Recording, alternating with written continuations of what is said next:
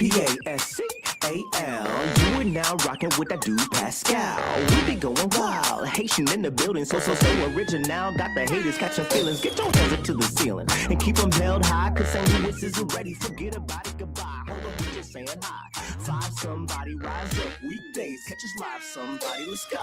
Good morning, everybody. Good afternoon and good evening. Welcome to the Pascal Show. Hope you guys all doing well out there.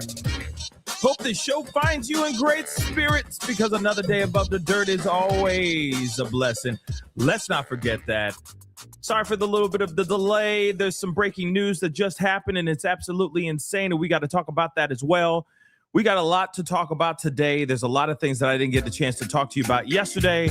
There's some things that we're going to be looking into. There's some things that just broke, literally just like as I was getting ready for my live. Some things broke. MAGA's falling apart from the inside out. Yes, guys, there's a lot going on, and we got to talk about it all. All right. So we're going to talk about the first things first, because obviously something happened overnight that they talked about. And then obviously this thing just broke just a little bit ago. So we're going to be hopping into that in just a little bit. So do me a favor. The news be newsing out here lately, especially with this whole thing that's going on overseas. And then here's the other thing. Venezuela, 51st state of the Americas. Huh? We got a lot to talk about. So please do me a favor. Hit that like button down below. Crush it. Do what it do. Hit that reaction button as well if you're watching on these other platforms. And if you are watching on these other platforms like Facebook, X/Twitter, Instagram, TikTok, Rumble, Twitch, Kick. I'm on all of them. So make sure you hit that follow button, okay? Make sure you do that, okay? Don't forget to come back now, you hear? Now also, hit that subscribe button here on my YouTube channel. Subscribe. Hit that notification bell. Set it to all so you know whenever I go live, whenever I upload, because it be random. That'll be greatly appreciated. Hit that join button down below. Become a member. Check out my Patreon. And, of course, check out PascalMerch.com. We got some really great stuff over there. So do yourself a favor and go check it out. PascalMerch.com. Okay? All righty. We got a lot going on today. This is a very, very interesting, and I feel like today's going to be in action, a news-filled day, okay? So get ready. This is going to be a pretty big show. I'm just going to be completely honest with y'all, okay? No crazy appointments, no crazy,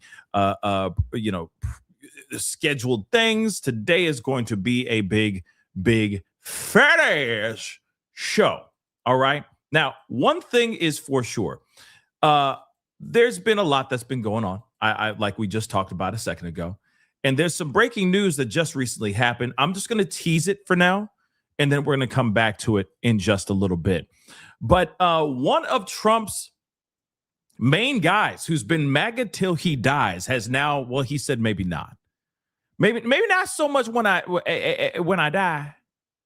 But he was real passionate for a minute there. And now he left. You got one of his main counterterrorism chiefs, Joe Kent. Joe Kent, of all people, guys. Like I said, MAGA till I die. Okay? He got the gold chain with MAGA all, encrusted in diamonds on his neck. You know what I'm saying? He got MAGA, he got rings that spell out MAGA on his hands. You feel me? He MAGA till he dies, but not anymore. Not anymore. And it's all over the Iran war. Yeah. This is massive news, guys. Massive mother-loving news. Dude out here being like, yo, throwing up MAGA gang signs and everything. You know what I'm saying? Who you represent? He was MAGA. And now he's saying he gone. He gone. He has resigned. He gone, baby. He just chucked up the deuces. I'm just being real. Same dude who lost his wife. Same dude who lost his wife to ISIS is now sitting here saying, I'm done. This Iran war was not even important. Wasn't even a thing. Wasn't even a threat. Iran was not even a threat. And now he has resigned. because of the things he has learned. Yeah, like I said, he was out here, hat to the side like this, MAGA hat to the side, just like, well, who you represent, cuh? I'm MAGA. You know what I'm saying? Now he's like, no. We're gonna actually take the hat to the side. We're done. We're gonna put it over there. I'm done. MAGA's dead. This man said MAGA dead. Him said MAGA be dead. Do. I'm not even gonna hit the dun dun dun because you're already playing it in your head. But don't worry, we're going to get back to that. We're going to get back to that in a second. Don't worry. That's a nice little teaser. You see what I'm saying? Nice little teaser, little moosh boosh, little appetizer before the main course. So you know exactly what we're walking into. Okay. And this is absolutely nuck and futz. Here's the other thing too. And I'm probably going to repeat myself because this is probably going to be a 4-hour show. Okay. Just a full on heads up. Because I'm sure there's going to be some press conferences and there's going to be all kinds of stuff going on all throughout this live morning show. So get ready, okay? But here's the thing. There's been rumor about officials and soldiers refusing to fight this war. Yeah. There's been rumor about people wanting to step down from their ranks, from their jobs, because they don't agree with this war. It's pretty insane, guys.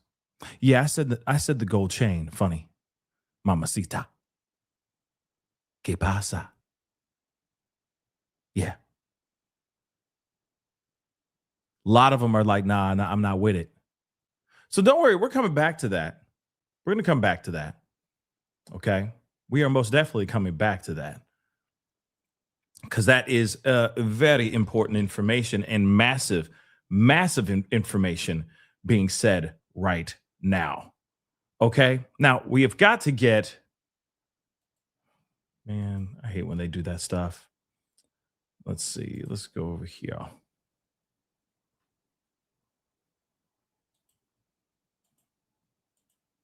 Hate when they do that stuff, man. We've got to get into the top, what I have on the title right now, which will most likely be subject to change here in just a little bit. But we have got to get into this conversation about what's going on in Iran. Now, this is the problem with Iran. Well, the war in Iran. There's been a lot of claims about a lot of different things that happen to be, we don't know if it's true. We don't know if it's fake. That's the problem that we're living with, right? Iran says they took out Netanyahu, Bibi Netanyahu. Then Israel says that they've taken out various officials in airstrikes.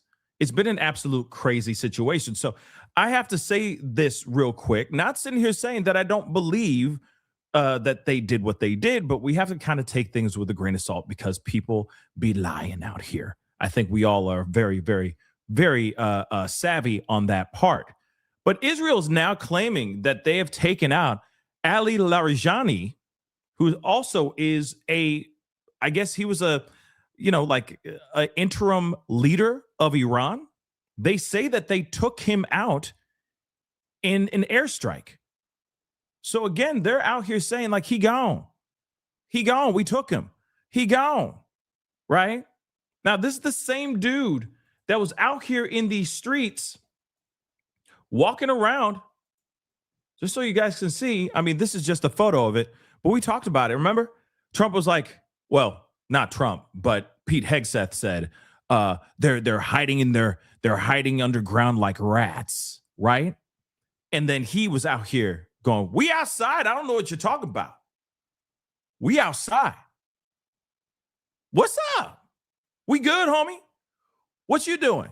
We out here celebrating in the streets of Iran. What are you talking about? Hiding out here like rats. What are you talking about? Right? Now, look at that. That's him in the streets. This was like last week. Just so you know, this was last week. Now they're claiming that this man right here, let me just blow this up so you guys can see his face a little bit clearer. They're saying that he is gone. Him dead.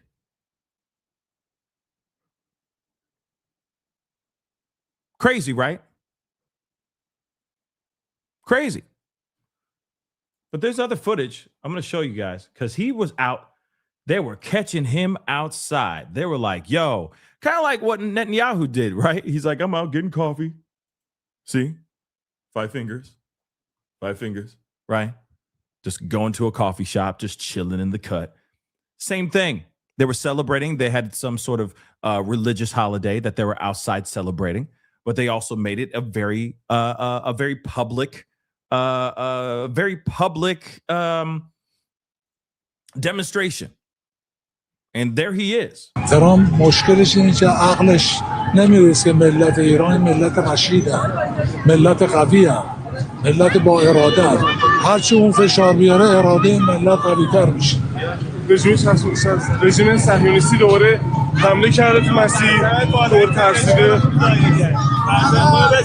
این حمله هایی که میکنه از ترسه از استیصاله کسی که قوی باشه وسط تظاهرات بمباران نمیکنه معلومه کم آورده ترامپ مشکلش اینه که عقلش نمیرسه ملت ایران ملت رشیدن ملت. So he's out here. This is before, okay? Like this was, during this specific holiday that they were out there celebrating and all that. But again, you can see he's outside. They said, he was like, yo, we ain't out here hiding like rats. The hell you talking about? Right? The hell you talking about? You got another thing coming.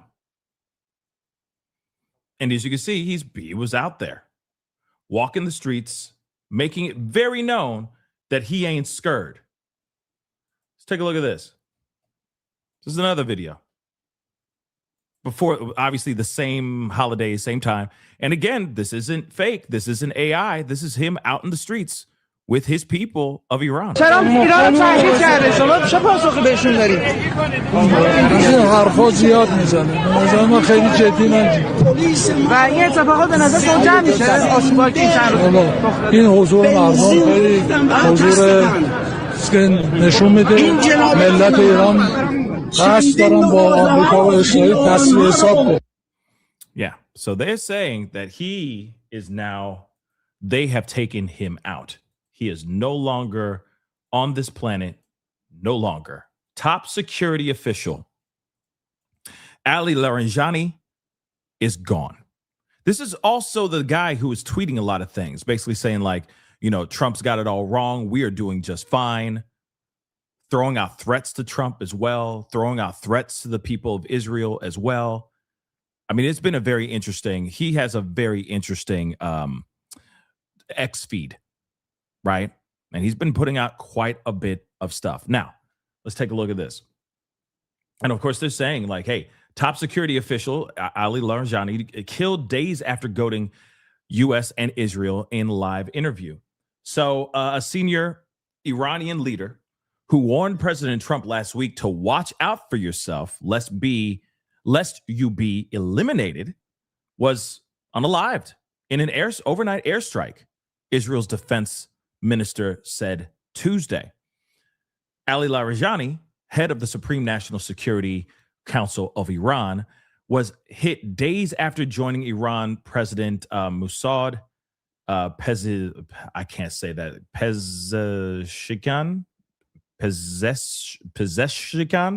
Pezeshkian. Sorry, I'm butchering that. But anyway, and the foreign minister, in the streets of Tehran at a Friday rally marking the pro-Palestinian Quds Day holiday.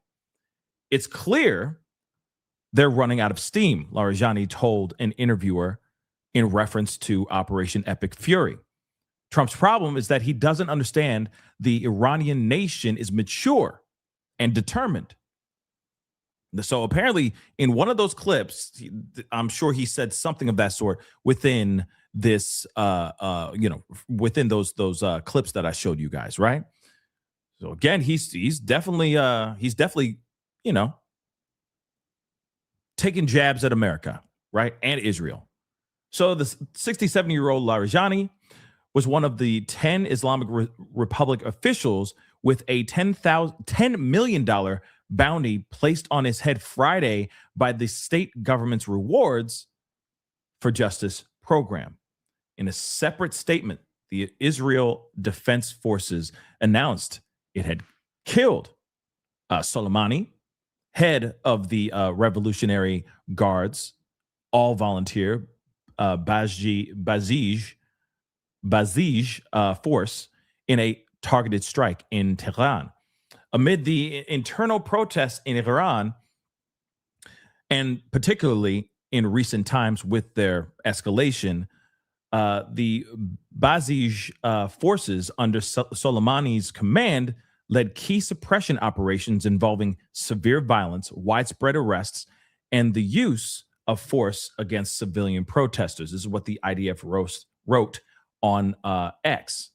Larijani and the Basij commander were eliminated last night. This is what the defense minister Katz said, and have joined Ayatollah Ali, Khamenei, the head of the annihilation program, along with all those eliminated from the axis of evil in the depths of hell. So Israeli Prime Minister Netanyahu's office posted an image of him talking on the phone, Tuesday morning, saying in the caption that he was, quote unquote, ordering the elimination of senior Iranian regime officials.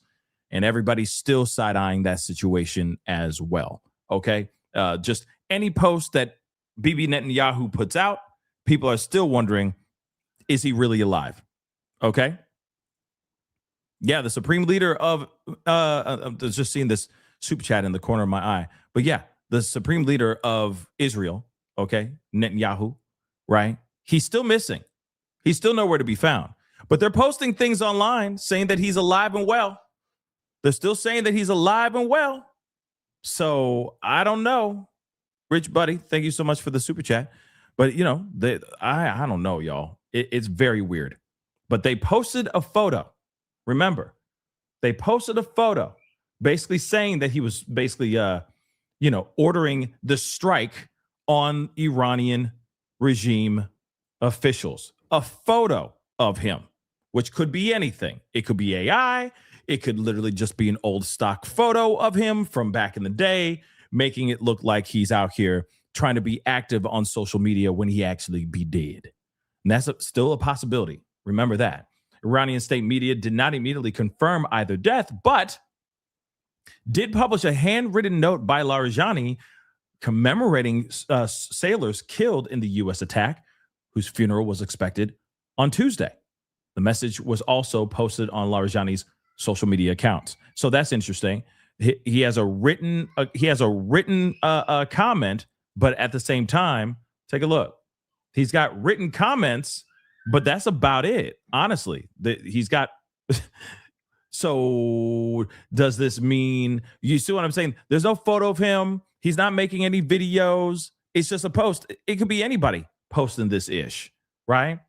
I guess in this one, Trump says about the million-strong anti-American, anti-Israeli rallies in Iranian cities that these images are artificial. And then he has a pointing down emoji thing. And I mean, I don't know what's being said, but Trump says the scenes of millions of people who just gathered in anti-U.S. and anti-Israel marches across many Iranian cities were AI generated. So I guess he was saying something here. 47 years ago, during the people's victory in the 1979 Iranian Revolution, the delusional prime minister of Pahlavi regime claimed that the masses in the streets were not real and that their voices came from tape recordings. So I guess the old school version, okay? I guess the old school version of this is like the early age of AI, I guess. Now Trump says the scenes of millions of people who gathered in the anti-U.S. and anti-Israel marches across many Iranian cities were AI generated. The historic victory of Iran over the remnants of the Epstein Island network is near. Damn. But this is all within the last 24 hours, right? This is 5 hours ago. All right. This is 5 hours ago that was posted by Larijani, who apparently is gone. He gone, they say. They say him dead. So interesting, right? So on the occasion of the funeral ceremony for the valiant martyrs of the Islamic Republic of Iran's Navy, their memory will forever remain in the heart of the Iranian nation, and these martyrdoms will strengthen the foundation of the Islamic Republic's army for years to come within the structure of the armed forces. I beseech the Almighty God for the highest ranks for these dear martyrs. And this, of course, is translated, but again, this is something that he posted 5 hours ago. So if he really is gone, somebody's posting things on his social media to give off the vibe like he's still alive. Haven't we seen that already before? Remember, we still don't know if Mujtaba Khamenei, see, I just did that. Look at that. Yeah. Okay, I'm starting to pronounce things properly. Okay. But remember, the new supreme leader of Iran, Mujtaba Khamenei, we still haven't seen him. We've seen written statements, but we haven't seen him on camera talking, jiving, hitting the dab. We didn't see him do nothing yet. Him going out and getting coffee, him roasting a chicken. We haven't seen nothing of him, okay? There's been a lot of speculation that he lost a leg and that he's comatose. That's one thing that is for sure. Now you got this situation now. You got Ali Larijani, who basically is like the interim leader right now. They're now saying that he is gone, but he's still posting things online. At least as of the last 5 hours ago, he posted something. Or, and they're still stating that he gone. So again, the question is, when are we going to actually get facts? When are we going to actually see proof of life on anyone? We don't know if Bibi Netanyahu is AI. We don't know if he gone.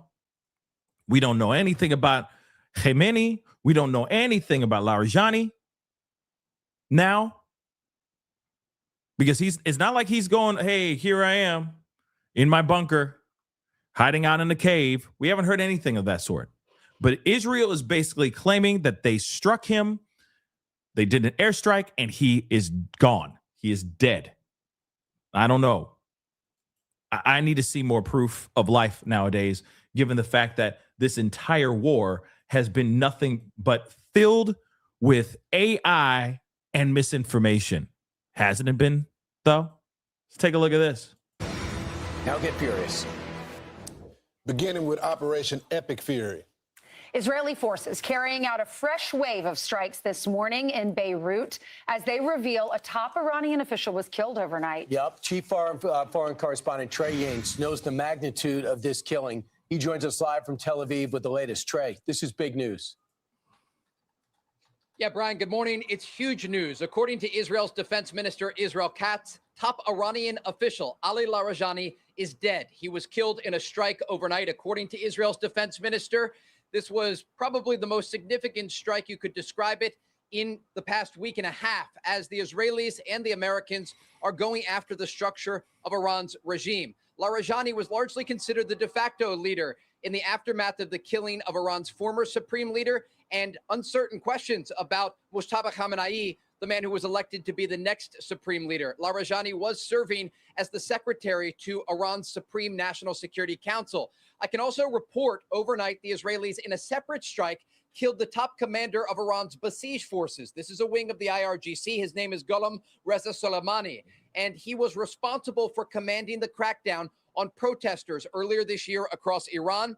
An official tells me this morning that over a dozen Basij officials were with him when that strike took place, taking out this top commander. It comes as the Israelis have launched a series of airstrikes alongside their American counterparts across Iran over the past 24 hours. You can see some of these strikes on Sunday, this new video released by the IDF.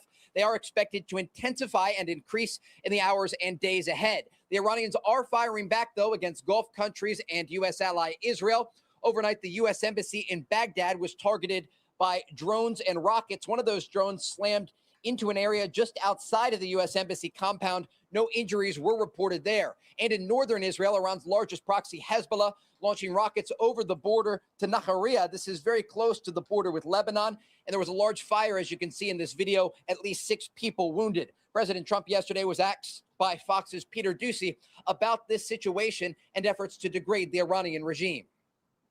If Iran, as you said, totally obliterated, got the missiles, got the first 2 rounds of leadership, Air Force gone, Navy gone, can we wrap this war up this week? Yeah, sure. Good. Yeah, sure. I don't think so, but it'll be soon. Won't be long. Yeah, and we're going to have sure. a much safer world when it's wrapped up. It'll be wrapped up soon. We're going to have a much safer world. The United States and Israel going after Iran and all of its proxies. You can see some aftermath video here in the Dakhia neighborhood of southern Beirut. That is a Hezbollah stronghold that continues to get hammered by Israeli forces. We also have some video of ground forces in southern Lebanon as the Israelis expand their ground operation against this terror proxy. A top spokesperson for the Israeli military saying this overnight. We have prepared for this prolonged war. We anticipated that Hezbollah would open fire. I remind you that even before the campaign began, we had 5 outposts at the front of our communities along the northern border. Immediately with the start of the campaign, we strengthened the defense along the border for the northern communities in more than 15 different areas and have called up reserves in recent days. A lot of developments here, but again, the headline today, Ali Larijani, a top Iranian official, killed in strikes overnight. A senior Israeli official tells me the intelligence leading up to these strikes is part of a joint U.S. and Israeli effort. Guys? Just some analysis here, Trey, knowing that he was the hardliner. He was arguably more important than the 86-year-old Ayatollah. And you have the president, who is no more of an intellectual, a scientist, who is more of a moderate.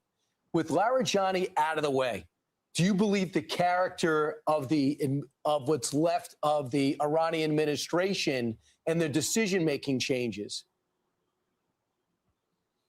This is a great question. And look, Larijani, again, was considered one of the last major well-known hardliners. There are a variety of Shia clerics and others who help to support the Iranian regime that is splintered in many areas. But when we think about who's left and who's in charge, it's a major question right now. And we saw just a number of officials on Friday at Quds Day in Tehran walking through the streets, and Larijani was giving live television interviews.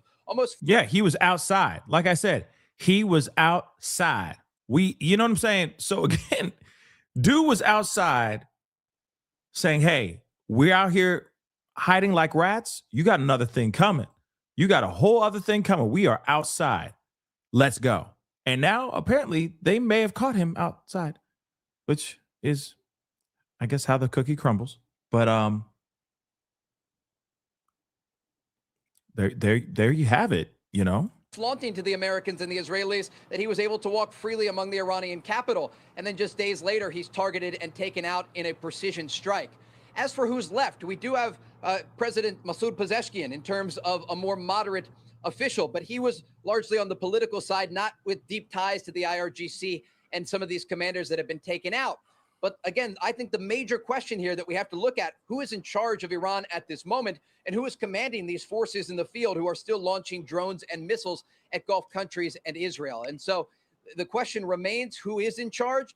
And we still do not know the condition of Mustafa Khamenei, who is considered to be the supreme leader at this moment. President Trump yesterday questioning whether he is alive or dead. Now, here's the thing. Like you just heard it.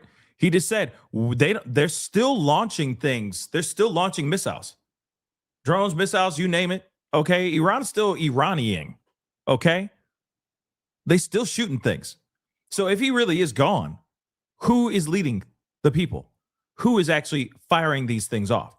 Remember, you had Ayatollah Khamenei Ayatollah Senior, right? He and like 48 plus individuals lost their lives. A whole bunch of officials lost their lives in one strike, right? He got everybody together to meet up to have some food or have some tea and discuss how they were going to do things with the country or take over the world. I don't know. Some pinky in the brain ish. I don't know. But nonetheless, they got into one place. Israeli missiles were launched and they completely obliterated everybody in that place. Okay? Everybody gone. Everybody dead. Right? Now, Ali Larijani's been out here in these streets. He's been tweeting consistently. He's been saying all kinds of stuff, right? So again, they struck him and now he's gone. But they're still launching missiles and drones. So let's be real. I'm sure Larijani was like, if anything happens to me, you are next in line. So continue our cause, continue our purpose, continue the goal. That could be it too. But apparently they said that it's not only just Larijani that lost his life in this strike. There were other people that were in that were also hit in that strike as well. But you still have people that are radicalized. You still have people that think that the Iranian regime was perfect and are still going to retaliate. Remember, just because their leader is gone doesn't mean that they don't know how to operate these drones. Doesn't mean that they don't know how to operate these missiles. Think about that for a second. So again, if he gone, their cause still rages forward, still rages on, right? But it is interesting who's calling the shots now. You feel me? Trey, have we gotten any answer? I know the late Supreme Leader that was assassinated by Israel had this plan for all these little forces to essentially operate independently. Is that still happening in Iran? Or is this Supreme Leader, this new Supreme Leader, the son, running things that we haven't heard from? This is a great question, and the answer is yes. Iran has a mosaic defense. They prepared for this war, understanding that the United States and Israel would take out their top officials. And so they have a number of people who can fill the shoes of these individuals, but they're less experienced and they don't understand the command structure as well. And so that is why the Iranian the structure of the military apparatus is really in disarray as the United States and Israel are decimating the regime. But when we think about the officials who have made comments in recent days, and we look at officials like Masoud Pezeshkian, the president, or Iran's foreign minister, there were often times over the past week where they were saying, we have told our forces, do not fire at our friends in the Gulf. And then minutes later, Iranian forces fired at their friends in the Gulf.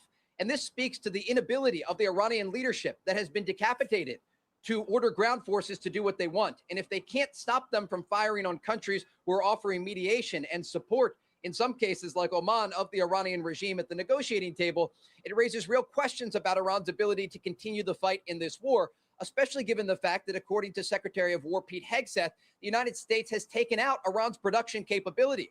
And so they're still firing missiles and drones, but they don't have the ability to create more. I know we got almost 3 hours, but they're all, Steve Woodcock says he was texted by the foreign minister. And we have let's talk. And the foreign minister goes, that never happened. So I'm sorry. And Trey, what about the Starlink issue? What about the residents there? How much do they know of what's going on? Because I know it's state-run TV. In terms of what's happening on the ground, this is a very important thing to discuss right now, because there are questions about whether or not people could take to the streets in Iran, like we saw earlier this year, given the fact that many of these besieged commanders, including the man responsible for this entire wing of the IRGC, have been taken out in recent days and weeks. There is a concerted effort by the Iranian regime and what is left of it to go door to door and try to find people who have Starlink and the ability to communicate with the outside world, who may express their disdain with the Iranian regime. But when we think about the situation on the ground, we also have to consider what the people want. And there are so many people who are afraid. They're concerned that even now, given the current environment, if they go to the streets, they're worried that they could be shot by security forces. And President Trump said earlier this year that there were 32,000 people taken out. And so in terms of what's going to happen next, We don't know. We do know that President Trump has many options on the table. And despite the fact that he has not publicly displayed these options, he privately has many options as to what to do next to support these individuals. And again, the U.S. and the Israelis are taking out systematically the Iranian leadership that was responsible for killing so many of their civilians earlier this year. Yeah. Again, the fact that he is no longer here, the fact that it's Great. Thanks so much. Great job, Trey. Yeah, we got a lot of time. Stop. The fact that obviously they're still trying to figure out, if it's true that he's gone, if it's true that he has lost his life. I mean, obviously there has been quite a bit, understandably a lot of questions in regards to that. Hold on, guys. I'm just trying to pull a few things up here. 1 second. Let's take a look at this. According to Sky News, IDF took out commander of the besieged. let's take a look at this. This is what they're saying right now. All right. So Israel's foreign minister speaks after Israel said Ali Larijani's security chief was killed in a strike. So Iran appeared to deny the report by posting a handwritten note it claimed was written by Ali Larijani on social media just minutes later, which is wild. See, now, again, in my personal opinion, I think what would land better is if they were able to say, like, here's a video of me, you know what I mean? Like, just really quick. But I know everybody would sit there and instantly say, oh, this has got to be, this has got to be some AI crap. You know what I mean? But take a listen. Last night, the IDF took out commander of the besieged, Soleimani, and his deputy and secretary of the Supreme National Security Council, Ali Larijani. The Iranians are also safer without them. By the way, we still haven't seen Mujtaba. Wouldn't you like to see him, Minister? He should show his face. He can hide, he can continue to hide, but to show his face because it's beginning to be embarrassing for this regime. The besieged under Soleimani's command was responsible for the brutal repression of the Iranian people seeking their freedom. Soleimani was under US and EU sanctions for his role in repressing Iranians. Larijani was also under US sanctions for the same reason, with a $10 million prize on his head. We did it for free, anyhow. The besieged used cruel and violent methods against their own people. In January, the regime butchered probably over 30,000 Iranians. Our actions are weakening its repression mechanism. The regime can only be toppled by the Iranian people. Yet, without external help, the Iranian people cannot liberate themselves. This is absolutely nuts. Sorry, guys. I'm doing some behind the scenes stuff real quick, trying to get some things popping here. 1 second, y'all. 1 second.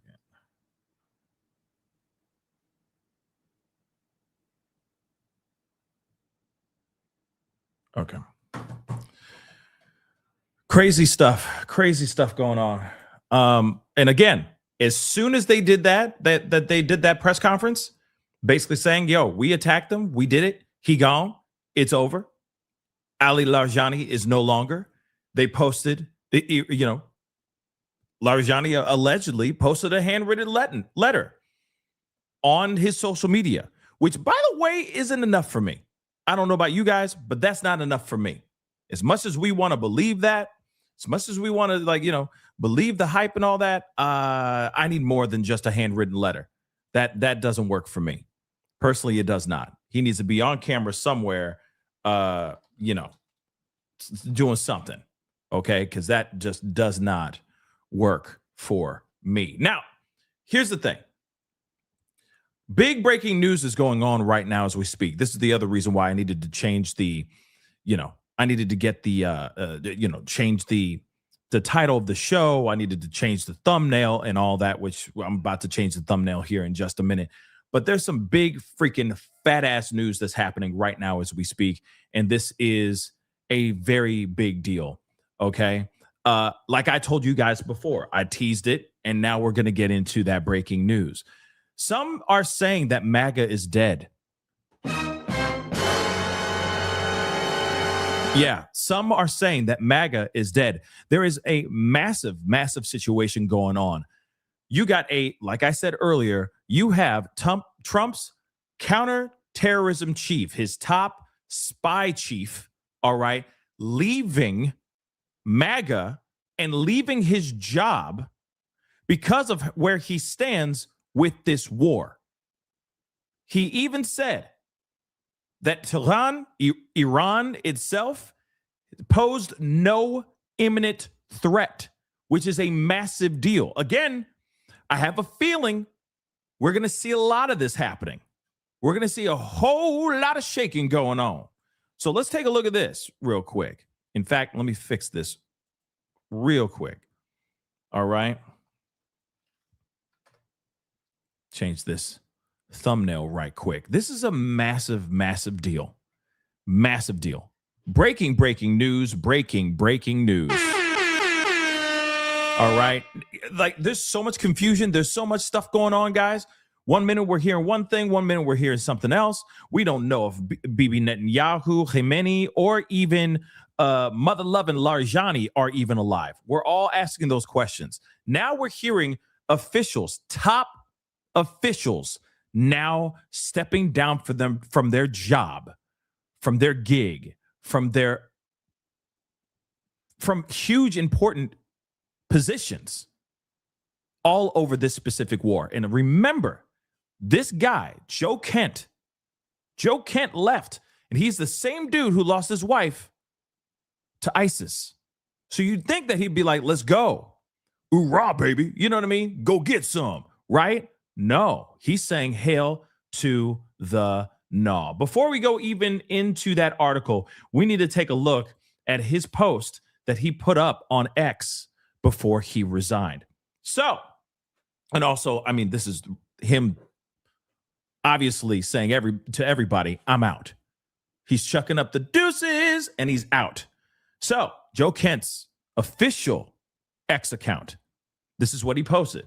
And then he wrote a letter to President Trump that we're going to take a look at here in just a minute. So he said, after much reflection, I have decided to resign from my position as director of National Counterterrorism Center, effective today. I cannot, in good conscience, support the ongoing war in Iran.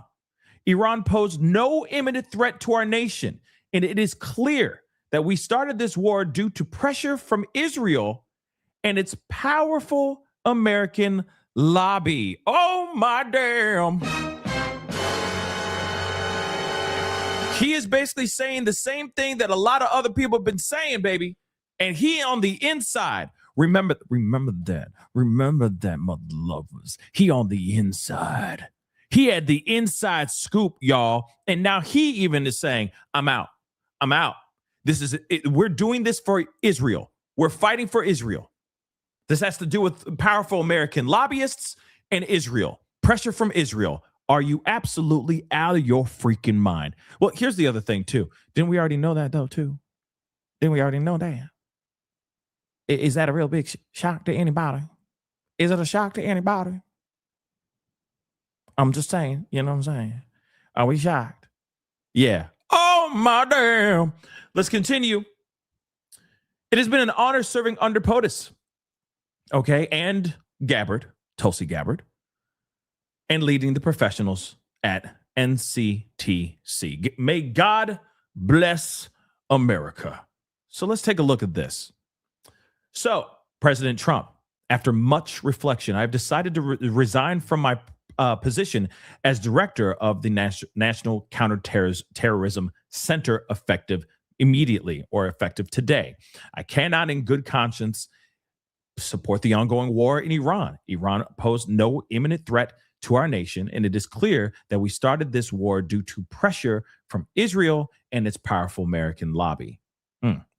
I support the values and the foreign policies that you campaigned on in 2016, 2020, 2024, which you enacted in your first term. But he didn't do it in the second term. Okay. Until June of 2025, you understood that the wars in the Middle East were a trap that robbed America of the precious lives of our patriots and depleted the wealth and prosperity of our nation. I just want to pause really quick. Just really quick. Do you remember how Trump said, no new wars? Basically, we ain't going to start nothing. We ain't going to start no ish, and we ain't going to be no ish. If we don't start no ish, won't be no ish, right? Remember that? He said, President Peace. Vance went out here, said, he is President Peace. That's why I'm supporting him. I am proud to be here, proud to be an American, proud to work alongside the likes of Donald J. Trump, because he is about peace and he will not put us in frivolous wars. We will make America great again. This will be our golden age, right? Something like that. Remember that? He believed that too. He believed in that. He really did. And then suddenly, we just did a hard left turn into war, right? Which he's still not calling it war, but it's a mother-loving war. Let's continue on. But he said, yo, I believed in you. You were the chosen one. And then you just dropped the ball, right? Crazy. Moving on. In your first administration, you understood better than any modern president how to decisively apply military power without getting us drawn into never-ending wars. You demonstrated this by killing Soleimani and by defeating ISIS, which I'm sure he really appreciated given the fact that his wife died from ISIS. Early in this administration, high-ranking Israeli officials and influential members of the American media deployed a misinformation campaign that wholly undermined your America First platform and sowed pro-war sentiments to encourage a war with Iran. This echo chamber was used to deceive you into believing that Iran posed an imminent threat to the United States and that you should strike now. There was a clear path to a swift victory. This was a lie. And this is the same tactic the Israelis used to draw us into the disastrous Iraq war that cost our nation the lives of thousands of our best men and women. We cannot make this mistake again. As a veteran who deployed to combat 11 times, and as a Gold Star husband who lost my beloved wife Shannon in a war manufactured by Israel, I cannot support sending the next generation off to fight and die in a war that serves no benefit to the American people, nor justifies the cost of American lives. I pray that you will reflect upon what we are doing in Iran and who we are doing it for. The time for bold action is now. You can reverse course and chart a new path for our nation, or you can allow us to slip further toward decline and chaos. You hold the cards. It was my honor, or it was an honor, to serve your administration and to serve our great nation. Joseph Kent. Wow. Wow, wow, wow, wow, wow. Reading that and seeing that for the very first time. Yo, this is a big ass deal. Hold on. Early in this administration, we just got to recap just really quick.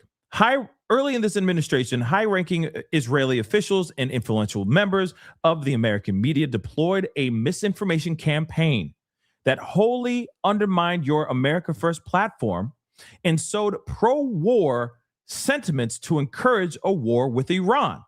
Who are these particular? See, the question is, I'm like, this is a hard stop. Who in this American media? Who are those people? I'm wondering, right? Influential members, Israeli officials, influential members of the American media deployed a misinformation campaign that wholly undermined your America First platform and sowed pro-war sentiments to encourage a war with Iran. Who are those people? That's what I want to know right off the bat. This echo chamber was used to deceive you into believing that Iran posed an imminent threat to the United States and that you should strike now. There was a clear path to a swift victory. So in other words, they made it seem like, yo, let's go in there, let's kick some ass and take some names and get back out. See what you did in Venezuela? You could do the same thing over in Iran. Let's do this. Let's do this, Pop. Right? Let's do this, Donald. Let's do this, Don. President Trump, Mr. President, all those people. So in other words, he's talking about Jared Kushner. He's talking about Stephen Miller.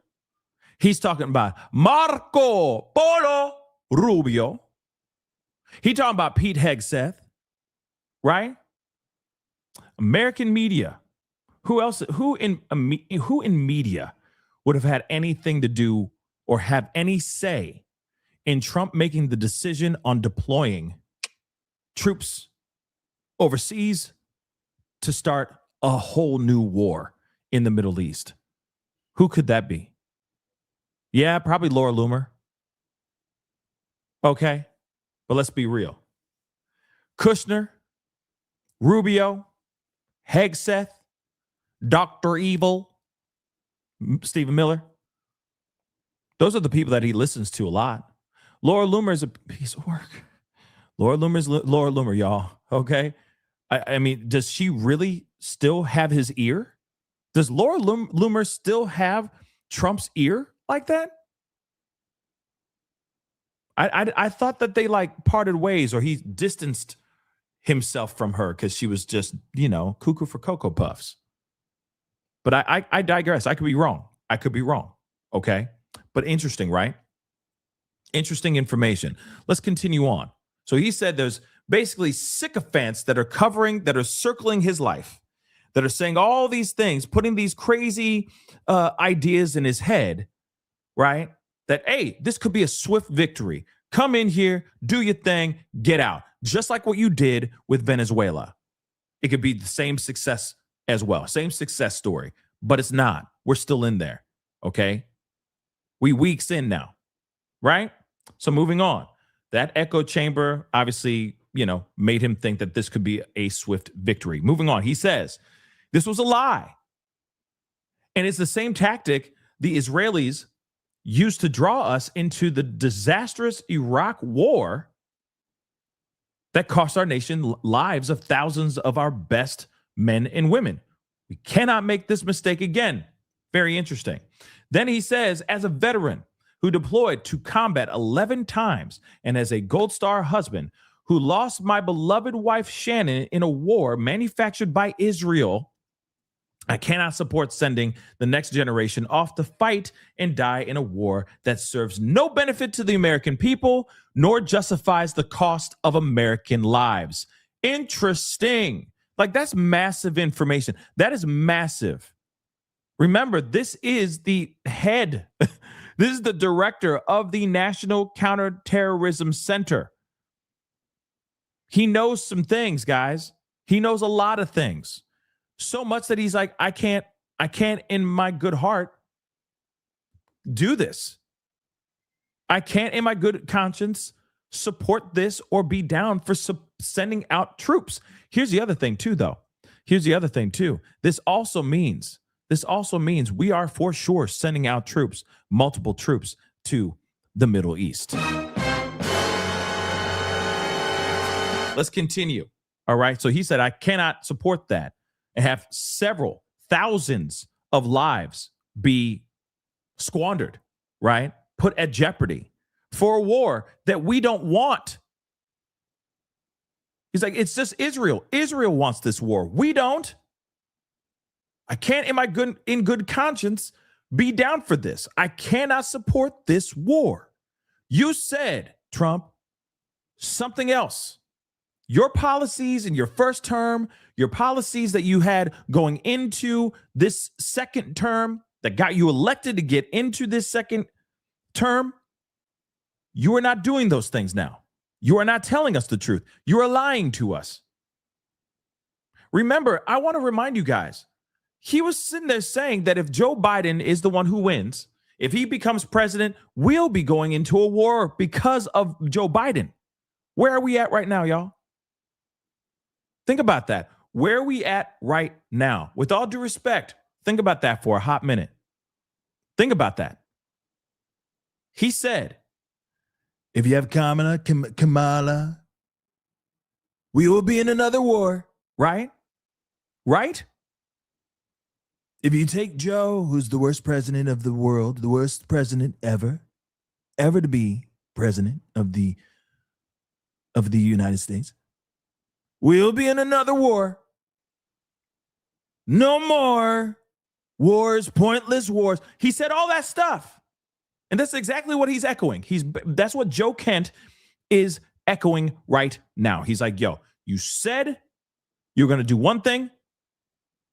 You kept your promise for the most part, as far as not trying to go into wars in the first term. But then now in your second term, we all up in it. We dropping bombs everywhere. We're deploying a couple thousand Marines and sending more sailors out there right now as we speak.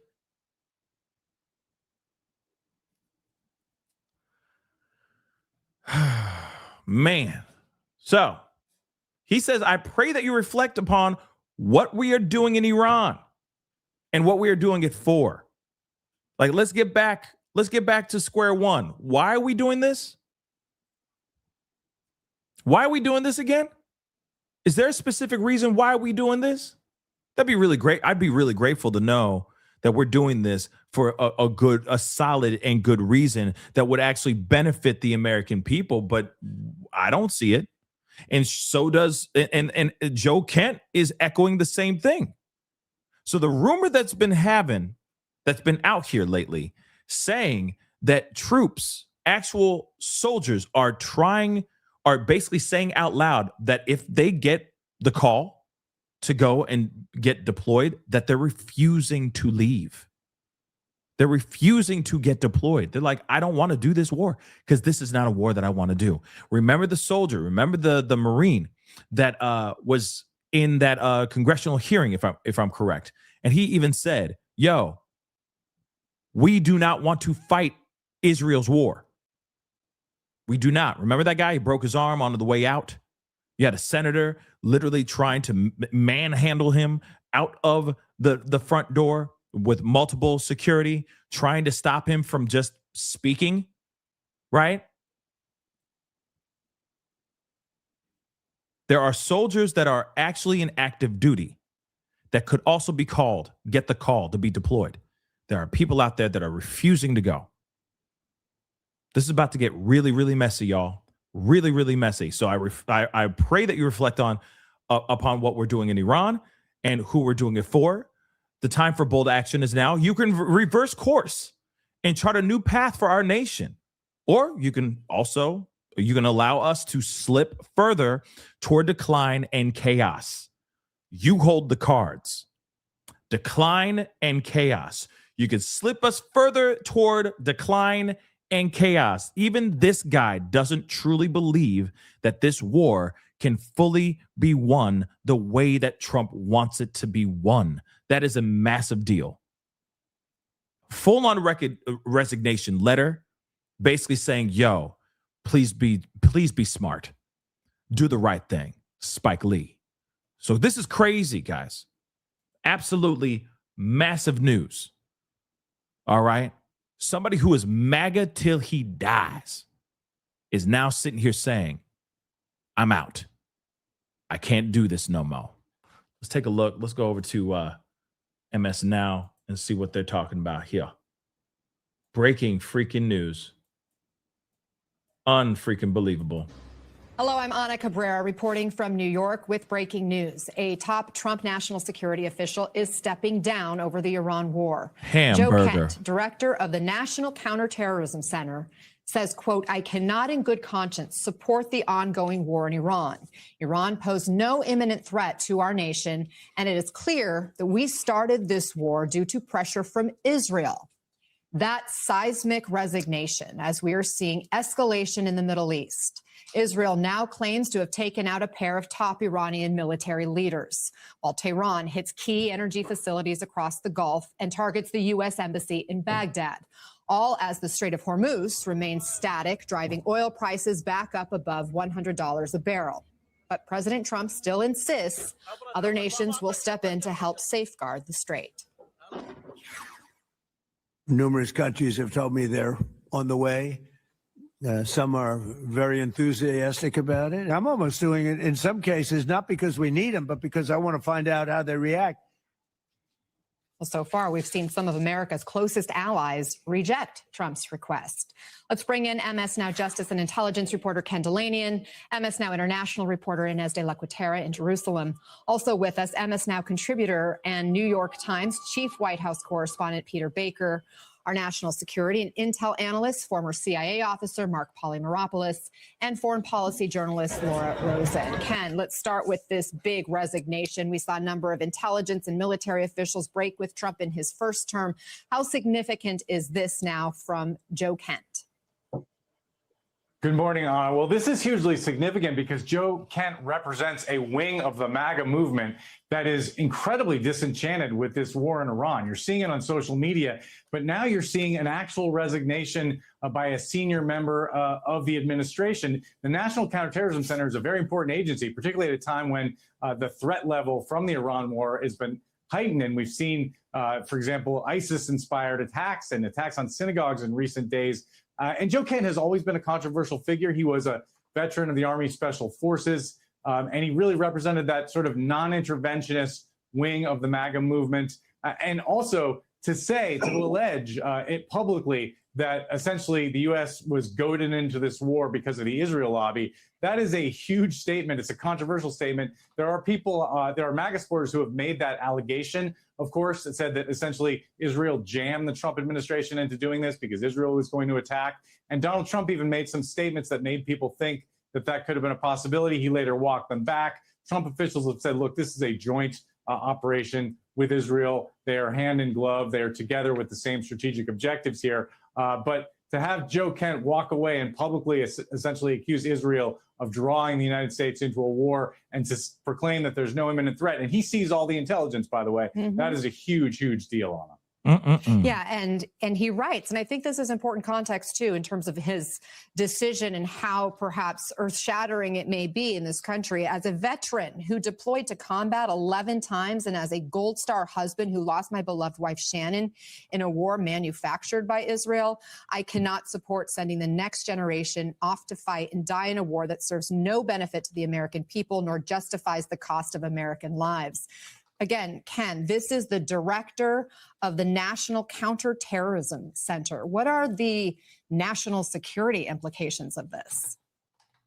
Well, look, we should add, though, that Joe Kent has always been kind of a fringy figure in the administration, and he works for Tulsi Gabbard, who has sort of marginalized herself in terms of foreign policy. Remember, she was totally iced out of the Venezuela operation because she has always been a non-interventionist. She's a former Democrat, and she's made some incredibly controversial statements, as has Joe Kent, not really part of the mainstream foreign policy establishment or even the mainstream Republican or even the mainstream MAGA foreign policy thinking. But in terms of the national security implications, it's a huge deal that essentially the National Counterterrorism Center is rudderless at the moment, again, at a time when there is an elevated terrorist threat. The NCTC was created after 9/11 to fuse domestic and foreign intelligence. It's the only agency where analysts sit at their desks with computers that get both CIA reporting from overseas and FBI case information from home, because there's supposed to be a wall between those things. We don't want the CIA spying on Americans, but we created this agency so that we could sift through things that were lost. Remember, the dots that weren't connected during 9/11. And so the idea that this agency is now rudderless without a permanent leader, it could bode not very well for national security at the moment. Ken Delanian, thank you. Mark, let me get your reaction to this. Well, it's pretty extraordinary. You know, Joe Kent is someone who actually worked at the CIA as well. He was a paramilitary officer, very well respected. This is before his political career. And as he noted in his resignation letter, he lost his wife in the global war on terrorism. So it was a tragic story. He then ran for Congress several times, certainly became part of the MAGA movement, very much, a hard right. And then when he went to NCTC, the National Counterterrorism Center, he did so, I think, because of his, his close relationship with Tulsi Gabbard.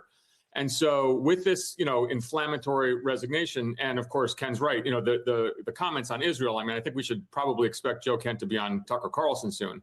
But I do think this also poses the question of what's Tulsi Gabbard's future in this too, because Joe was very close to her.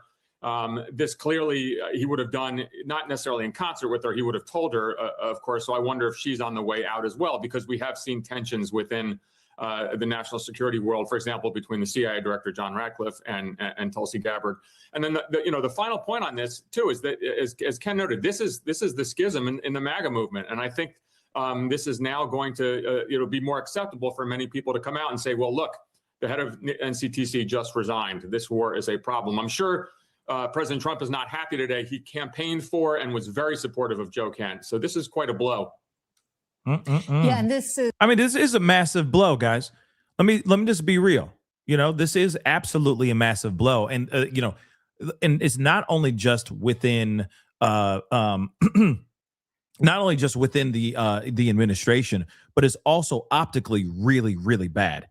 You see what I'm saying? Because now you got one of his, top officials that knows this stuff. This is not just some random soldier off to the side that doesn't really know anything. You know what I mean? That is just told to go and get deployed and fight for our country. You got somebody who has the inside scoop. He has the inside info. Now suddenly saying, I'm out. Suddenly out of nowhere. This is a very, very bad look optically for the MAGA movement. This is a very, very bad look for Americans that have been maybe sitting there, maybe moderate, leaning back and forth, being like, well, if it's going to help, if it's going to help the Iranian people, then so be it. Let's help free them from the regime in which they have, that they've been living under. You know what I mean? Free the people. Everyone needs freedom, so on and so forth. And I get that. Right? I fully get that. But then there's the other side, right? But now for those that are sitting on the fence that are just like, I don't know which side, a lot of them are now seeing that and they're thinking, oh, damn. Oh, clutch my pearls. He ain't cool with it. So if he ain't cool with it and he's resigning over this ish, maybe we shouldn't be doing this war in the first doggone place, maybe. Maybe that's what we shouldn't be doing, baby. You see what I'm saying? So again, optically, this is a very, very bad look. This is not a great look for MAGA, and it definitely is not a good look for Trump. It's not, especially when he wants people to get behind this war. And if this could very well be the first domino that just got knocked over, and there could be other officials that are just sitting there, and there could literally be a mass exodus happening in real time just off of this resignation. Because if they're going, hey, he did it, so maybe I can do it too, there may be other officials that know the inside scoop on things that might literally say, I can't do this anymore. I can't do this. I can't support this anymore. This is not a war that we should be having. Seriously, that's what they could be saying. Hey, Joe Kent was the first one to do it. Maybe others will do it maybe I can do it too, right? Maybe it's not so scary, so on and so forth, right? But we'll see. But optically, this is not a look that Trump wants. Not at all. This is bad for Trump. It's interesting timing, Peter, considering Kent's boss, DNI Tulsi Gabbard, will be in front of Congress tomorrow. And Gabbard's been really silent during this war so far. Yeah, it's actually very striking because I will also say, of all people, Tulsi Gabbard is willing to do dirty work for Trump. We already know that. Okay. She's been willing to do some dirty work for him. All right. Maybe she's not a fool to do his dirty work this time. That may be it. You see what I'm saying? So we'll see. But, you know, I think she likes her cushy job. You feel me? As we've been talking about, she also has been very skeptical of aggression on Iran. She put out a video just last year from her office saying that people wanted to drive the United States into a terrible war against Iran that shouldn't happen. And she hasn't been saying much at all lately. I think that she's been on the outs, or seen as on the outs with the White House for quite a while. They've now sort of repurposed her into an election denial, investigator. Rather than, the external threats that have been, traditionally at the core of that job, the director of national intelligence. But it does raise questions where she is at this point. It'll be fascinating to see what she says under oath. And again, this is somebody resigning who was a Trump true believer all along. We've seen other resignations and some firings of people who didn't drink the MAGA Kool-Aid, for lack of a better term. Peter, could this set off more resignations?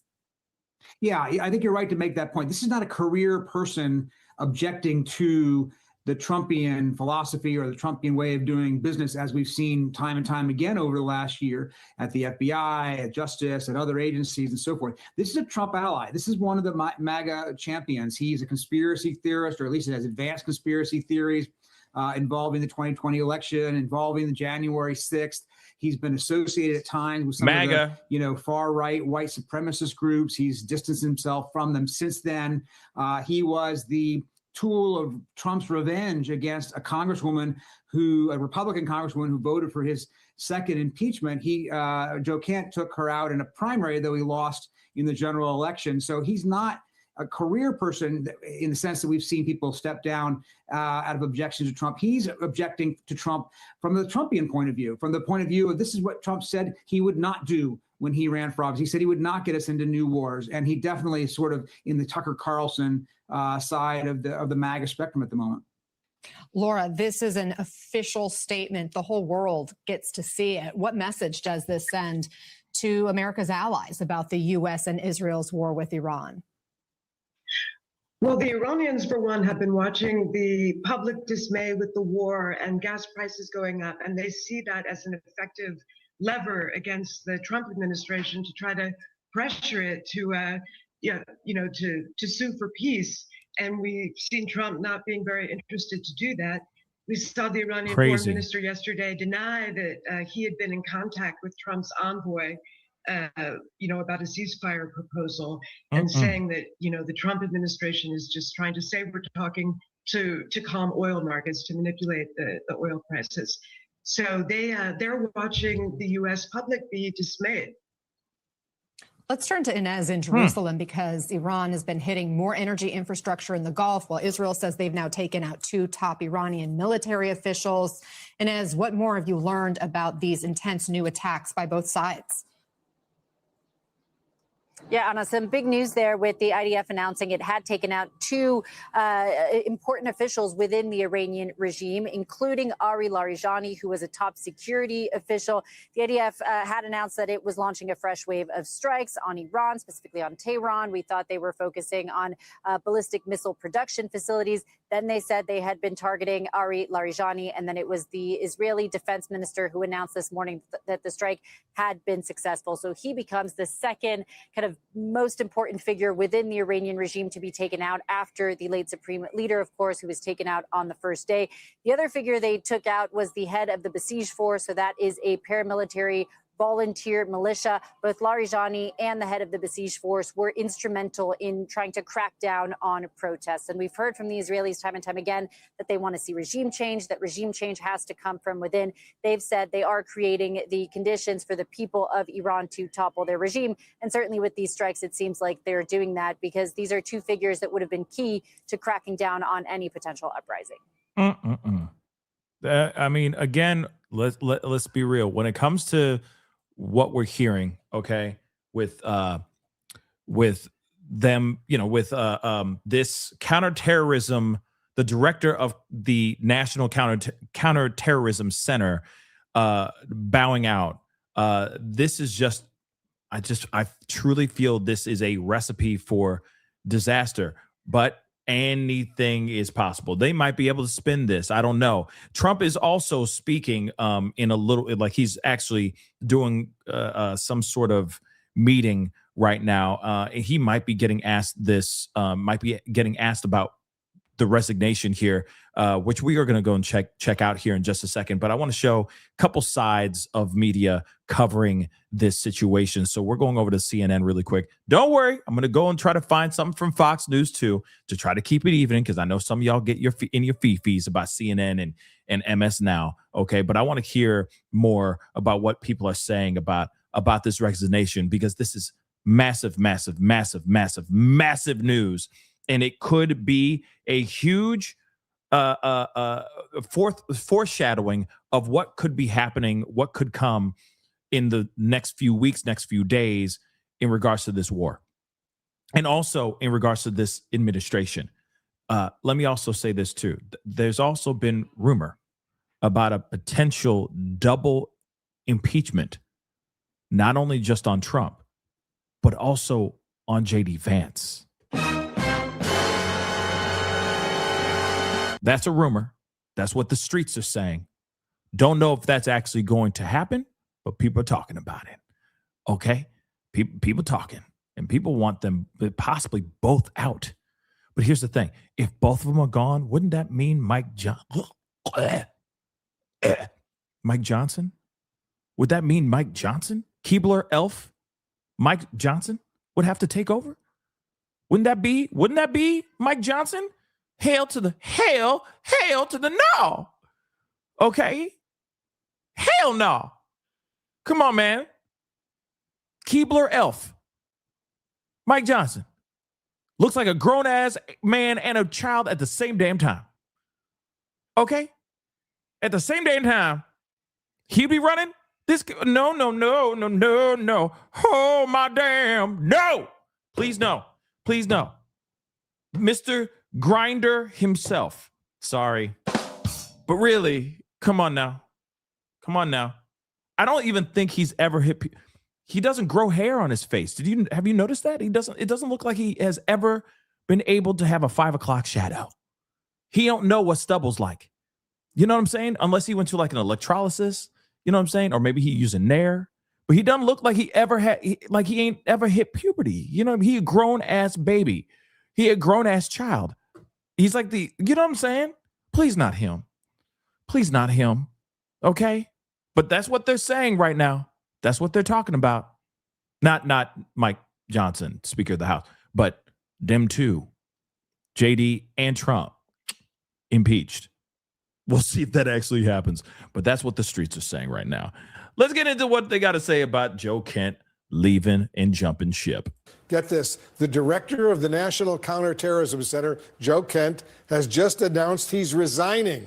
CNN national security reporter Zachary Cohn is joining us right now. Zachary, what more can you tell us about this dramatic development? Yeah, Wolf, this appears to be a significant resignation at the senior-most levels of the Trump intelligence community. This is Joe Kent. He was the director of the National Counterterrorism Center. He appearing to post on X a resignation letter that he submitted, citing misgivings over the Trump administration's decision to launch its war with Iran. Now, Kent, in this letter, writes in part, quote, as a veteran who deployed to combat 11 times and as a Gold Star husband who lost my beloved wife, Shannon, in a war manufactured by Israel, I cannot support sending the next generation off to fight and die in a war that serves no benefit to the American people, nor justifies the cost of American lives. Now, Kent, in his apparent post on X, does also seem to suggest that there was no imminent threat, that it has been used and cited by the Trump administration as justification for launching this war against Iran. He says that essentially the administration manufactured this idea of an imminent threat, and that is part of the reason why he is deciding to resign from his post today. Let me read a little bit from this letter that he wrote to President Trump. This is Joseph Kent. He works for the Director of National Intelligence. Tulsi Gabbard. But he writes this, he says, I cannot in good conscience support the ongoing war in Iran. Iran posed no imminent threat to our nation. I'm sorry. I need to point this out. Okay. And someone just anonymous just said this in the chat. You know how rare this is. This is absolutely rare. This is unprecedented. This is absolutely insane. And also terrifying if you really think about it. Because here, look at the lower third over here. Okay. The lower third is basically saying, hey, Trump is lying to you. Trump has lied to the American people. I mean, surprise, surprise. You know what I'm saying? Is that a surprise anymore? I mean, you know, you lost me at Epstein. All right. But again, he said it would be a matter of weeks before Iran would attack. Did he not say that? He's been saying that over and over and over again. He even said his people, the likes of Rubio and Hegseth, and his son-in-law Kushner and Miller, all of them were basically saying that the Middle East, that Iran was going to attack. This is what he was taking that information from his buddies and taking that as facts. So he said that there was a threat. It'd be weeks and then we would have been completely attacked. So we needed to attack first. Did he not say that? He even said that yesterday, y'all. He even said that yesterday during his press conference or during a meeting that he had inside the Oval Office. He did. Now we're hearing from his senior intel official, all right, just reading it off there, the director of the National Counterterrorism Center, Joe Kent, is going, au contraire, mon frere. Hail to the no. There was no threat. And I can't stand by this, so I'm leaving. Let me ask you guys this real quick before we continue with this video. Was that the right choice for Joe Kent to do? Because resignation only means that whoever is underneath him gets a bump up and gets the job, or they elect or they hire another guy to take over his job. And that person could just be another sycophant. Could be another person who's just like, MAGA till I die, brother. You know what I'm saying? Think about that for a second. Put that in your pipe and smoke on it for a minute.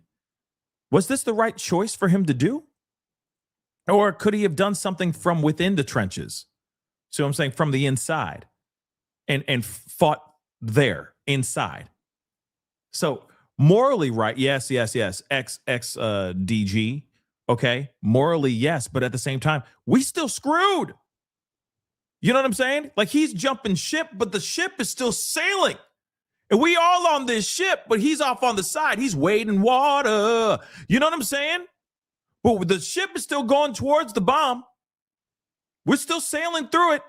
And he's just like, in the water, I loved you. Bye. And we're all like, what the fuck? You know what I mean? See what I'm saying? Was this the right idea? Was this the right idea? I don't know. That's the question I have for you guys. Is that the right idea? He jumped ship. The ship is still moving. You feel me? And you got Trump going, we're going forward. You know what I mean? And we're all like, and he's just sitting there, I loved you. Good luck. Save yourselves. What can we do?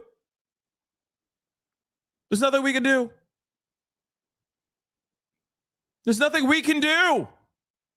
You were the chosen one, but you just jumped ship. Damn. You see what I'm saying? Yes, this is a huge signal to the troops for sure. But he jumped ship. I'm just asking, think about it for a second. Some of y'all like, yo, you crazy, Pascal. You funny. You crazy, homie. But think about this, okay? You spit your pop out, green-eyed monster. I'm sorry. And you call it pop. Sorry, that's funny. But no disrespect, green-eyed. Okay, but think about that for a second. Ship is sailing. He just jumped the ship. It's still going that way. He's swimming this way. You know what I'm saying? And there's nothing we can do about it. We can't control the ship. Trump sailing that ship with Pete Hegseth at the yoke, salivating, going, war. You know what I mean? So what can we do? Morally, yes, I get him jumping ship. But what is going to change? How is this going to change for troops, soldiers, et cetera? Because you got to remember, these troops that decline, that say, no, I'm not sailing. Sorry, I'm not going to war, right? They can see some serious charges. They could be locked up for that. Seriously. So that doesn't help the situation, right? So I'm curious, what's going to happen here? Yes, I could see impeachment. But that almost seems like a long time coming. We still have a lot of people that are losing their lives over there that we don't know of, to be really honest. But we got people that are getting injured severely. We do have people who have lost their lives, right?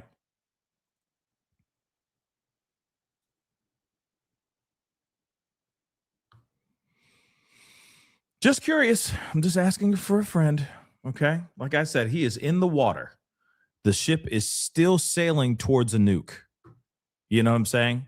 And he's just waving at us like, I don't agree with it. Sorry, guys. I loved you all. And we're still on that damn ship. Ain't that about to shut your mouth? And it is clear that we started this war due to pressure from Israel and its powerful American lobby. I support the values and the foreign policies that you campaigned on in 2016, 2020, 2024, which you enacted in your first term. Until June of 2025, you understood that the wars in the Middle East were a trap that robbed America of the precious lives of our patriots and depleted the wealth and prosperity of our nation. And he added this: in your first administration, you understood better than any modern president how to decisively apply military power without getting us drawn into never-ending wars. You demonstrated this by killing Qasem Soleimani and by defeating ISIS. He goes on and says more, Sabrina, but those are powerful words. I think what's also important here is this is an appointee that was not someone that you could consider not aligned with the president. I mean, this is someone that espoused the MAGA-based views and was appointed by, of course, Tulsi Gabbard. And so the fact that he has issued a very public resignation, and the fact that he's also said that Iran did not pose an imminent threat to the United States, a case that was made by Donald Trump multiple times and many other officials in this administration, including the Secretary of Defense, Pete Hegseth, Secretary of State, Marco Rubio, saying that Iran posed an immediate threat to the United States. And he's someone that clearly had access to intelligence matters, saying that they did not. I think you could potentially see other resignations from this administration, people deep within the MAGA base that do not support this war of choice. And frankly, it is a war of choice. It is something that the president chose to do. And he has said, kind of on his own conscience, that he decided to initiate this war as well. Yeah, he even said that he got Israel on board. Yes. But in this letter, Joe Kent says he believes that this is started because of pressure from Israel and its American lobby. I'm wondering, General, what you think about the one of the last lines here. He says, you can reverse course and chart a new path for our nation, or you can allow us to slip further toward decline and chaos. You hold the cards. I'm wondering at this point, several weeks into this war, you have Iran saying that the Strait of Hormuz will never go back to the conditions where it was before. How do you chart a new course? He needs to cut his losses, that being President Trump. He needs to cut his losses and shut this down as quick as he possibly can. That would be the best thing at this solution. I'm not sure if he's got the capability, the wherewithal to actually do that politically. But I mean, this is not going well, and it's going to get worse. And bully for Mr. Joe Kent for having the political courage to stand up for what he believes.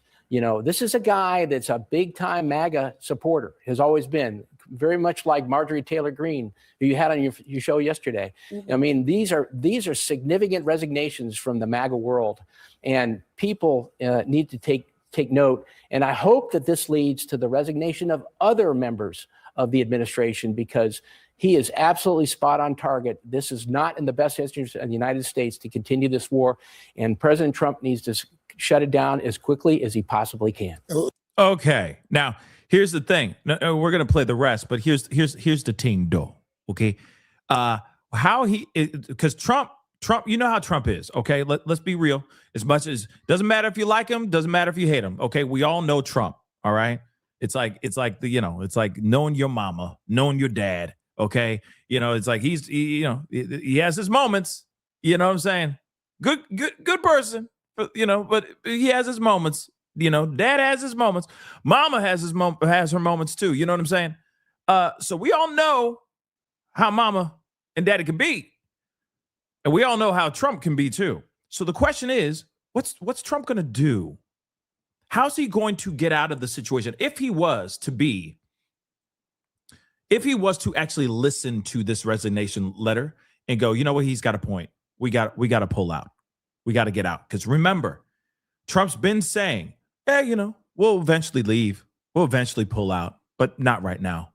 We're doing too much over there, guys. So we're not pulling out anytime soon. Nope. We're staying in. We're going to keep on pounding, as he says, right? We're going to keep pounding. We ain't going to pull out. So again, if he was to pull out of this entire war and kick rocks, he has to do it in a way that makes him stay on top. I'm not trying to say all these double entendres, but they're coming. Okay, so again, you realize that he hasn't called off the war yet. So for him to call off the war, it would have to be something that would make him look good, right? See how I'm trying to rephrase what I'm saying, where there isn't a bunch of double entendres? You see what I'm saying? Okay. So that is the thing that he would have to have. But I doubt he's going to listen to the likes of Joe Kent. Doesn't matter if he was like, I loved you. I loved MAGA until I died, but I got to leave. I can't do this no more. I just can't. It's not going to change Trump's opinion. Trump is very focused on what's going on over there. For what reason, I don't know. Okay? I don't know. So again, it doesn't matter. See what I'm saying? It doesn't matter. There really needs to be something to change for him. Something huge has to happen aside from this. This is huge, but something huge aside from this would have to happen to make Trump go, okay, we're done. We're leaving. Pack up all our stuff. We're done. We're backing out of this war. But the problem is that we've already done enough damage that I feel like we're at the point of no return in a way. Like we just end this group chat now because we shot, well, not we, but Trump already took shots at everybody in the group chat. You see what I'm saying? So now we're at this place where, yeah, Strider wins. Yeah. We're at a place where Iran's not going to stop.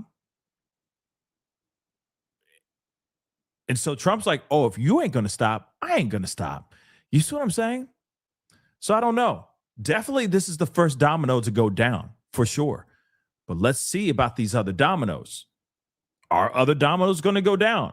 Are they brave enough to resign as well? Will there be a mass exodus from MAGA? Let's find out. Let me read another sentence or two from his resignation letter. As a veteran who deployed to combat 11 times and as a Gold Star husband who lost my beloved wife Shannon in a war manufactured by Israel, I cannot support sending the next generation off to fight and die in a war that serves no benefit to the American people nor justifies the cost of American lives. Yeah. No, I mean, we've already seen 13 American service members die in this war. Over 200 have been injured, and their conditions have ranged from very serious to some have been returned to duty. But I think, you know, we've heard Pete Hegseth say this time and again that more Americans could lose their lives. And I think this letter makes it very clear. Is that worth it? Is that worth the cost? And this is someone that's obviously gone to war on behalf of our country and seen the cost that it takes, not just on the people who are putting their lives on the line, but on the country. And so I think it is really important that not only is he putting this out today, but this is someone that is a deep figure within the MAGA base and someone that is aligned with the president and is breaking very publicly with him. And it's personal for him, as you noted, Wolf, that his wife was killed in Syria in 2019 by an ISIS bomber.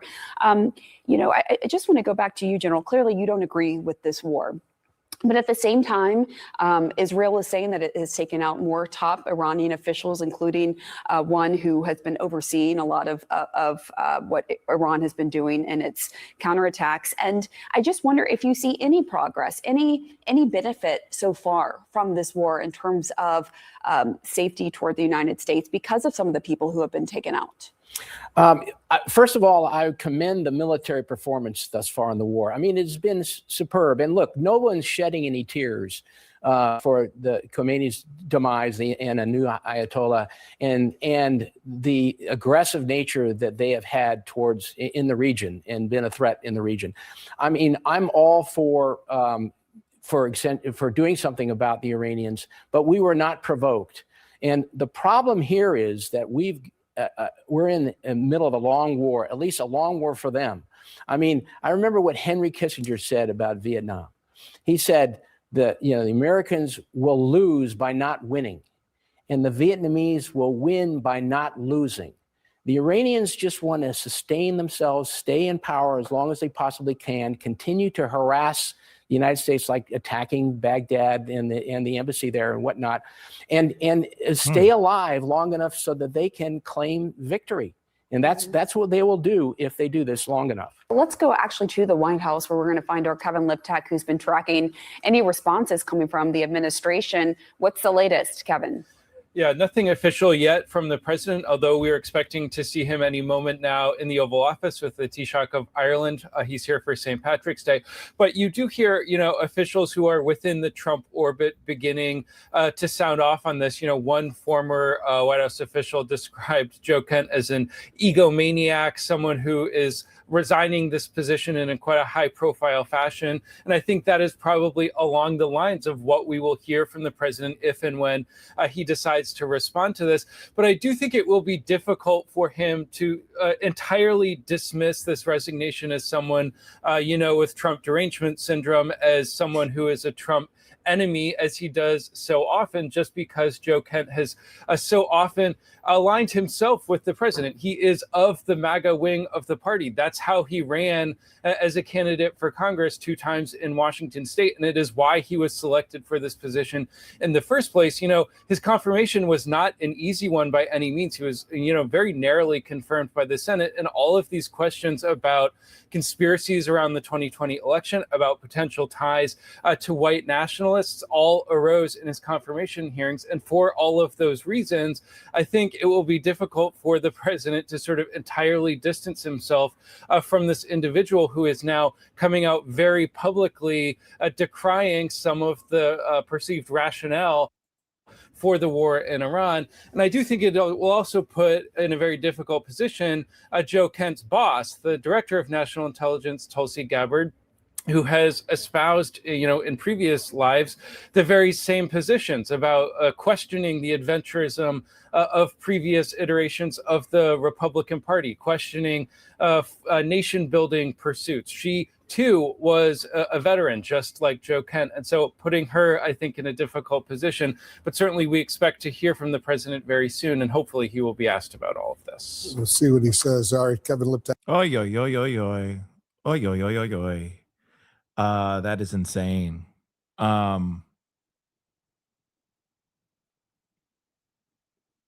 Yo. So much going on inside MAGA, inside the Trump administration, not MAGA, just in the Trump administration. Yes, it is MAGA, clearly. But I'm just saying, within the bubble of the Trump administration. Let's not forget, you have Kristi Noem. Okay, she got pushed over to the side to another job, a whole other department that they just made up to keep her, I guess, in the administration. But then she's also being looked at for basically embezzling $220 million. All right.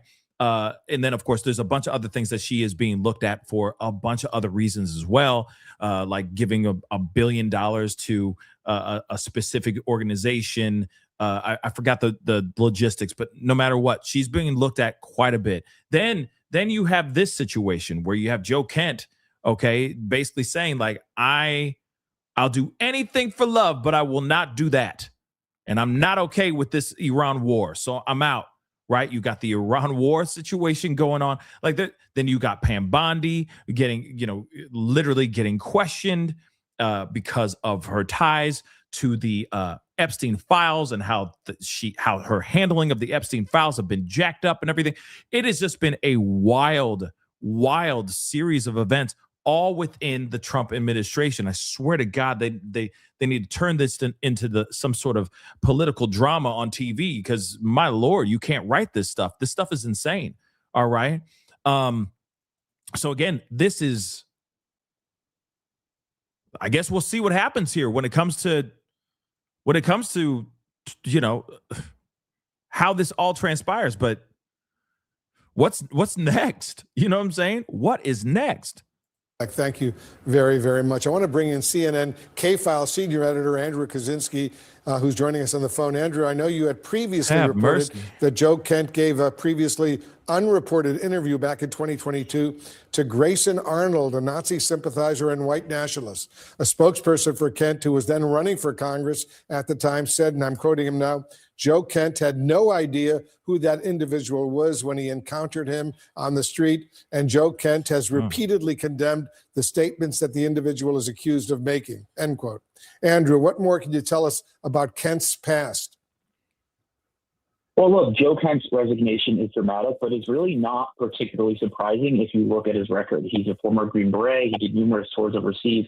His first wife, Shannon, was a military member who was killed overseas in a suicide bombing in Syria that targeted U.S. troops. What's remarkable here, too, is that he entered politics in 2021 to primary a Republican who had actually voted to impeach Trump. He had 2 failed bids for Congress.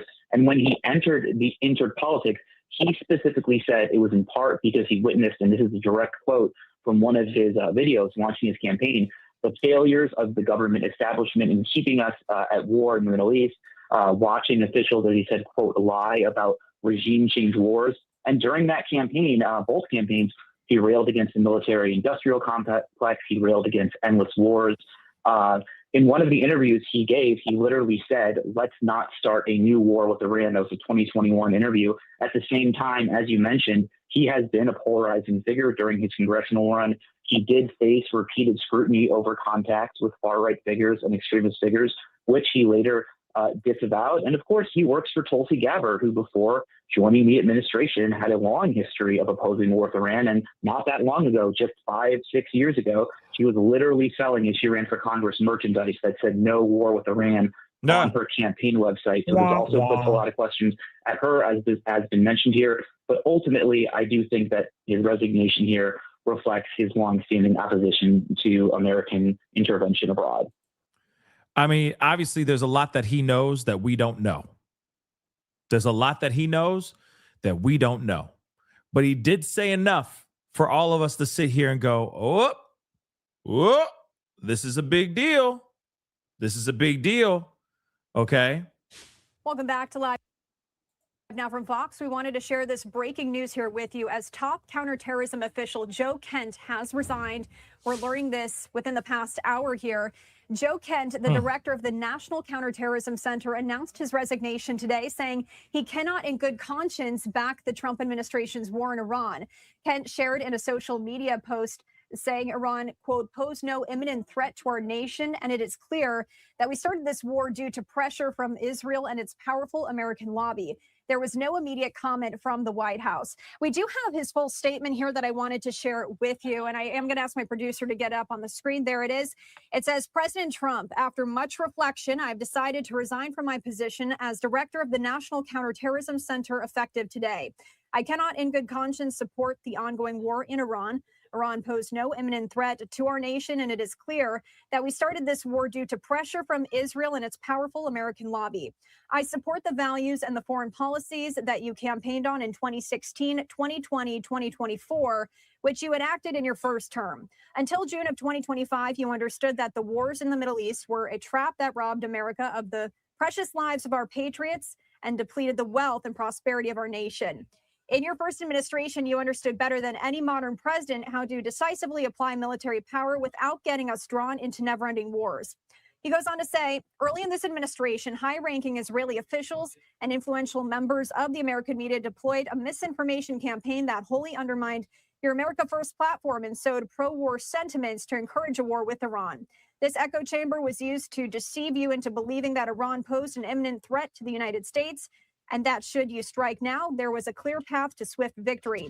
This was a lie and is the same tactic the Israelis used to draw us into the disastrous Iraq war that cost our nation the lives of thousands of our best men and women. We cannot make this mistake again.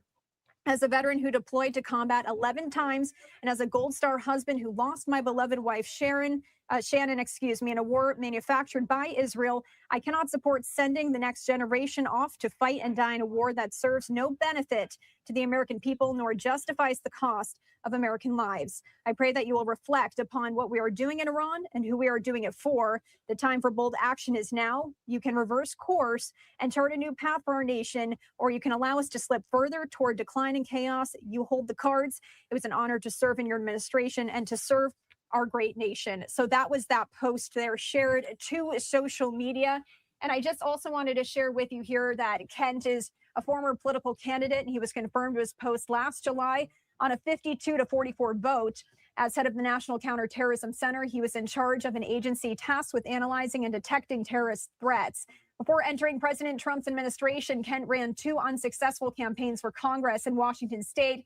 He also served in the military, seeing 11 deployments as a Green Beret, followed by work at the CIA. So we wanted to bring that breaking news to. Interesting, because I'm looking online. I'm trying to find anything about Fox from Fox News, and this is the only thing I've found so far from Fox News. This is the only thing that I've found from Fox News so far. This 3-minute, little over 3-minute clip about his resignation. I find that a little bit weird. You'd think that they would, it's a big deal. This is a very big freaking deal.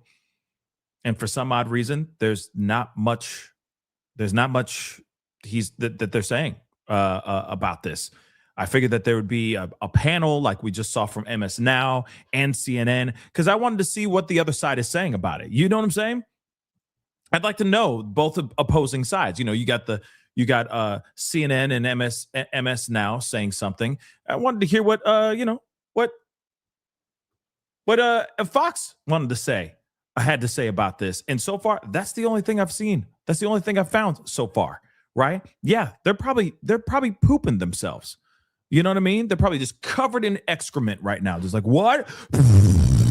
Like, just, oh my God, this can't be true. But let's check out CBS, shall we? Let's turn now to Olivia Rinaldi at the White House. This news just sort of broke recently. Joe Kent has resigned as director of the National Counterterrorism Center. What can you tell us about that, Olivia? Yeah, Kelly, it's good to be with you. This is the highest ranking and first U.S. official to resign, citing the war in Iran, but also the pretenses in which the war in Iran began. Joe Kent, who was the director of the U.S. National Counterterrorism Center, in a letter that he just put on Truth Social and on X, said that Iran posed no imminent threat to our nation, and it is clear that we started this war due to pressure from Israel and its powerful American lobby. Quite notable there. And he said he cannot in good conscience continue to back Trump's war in Iran.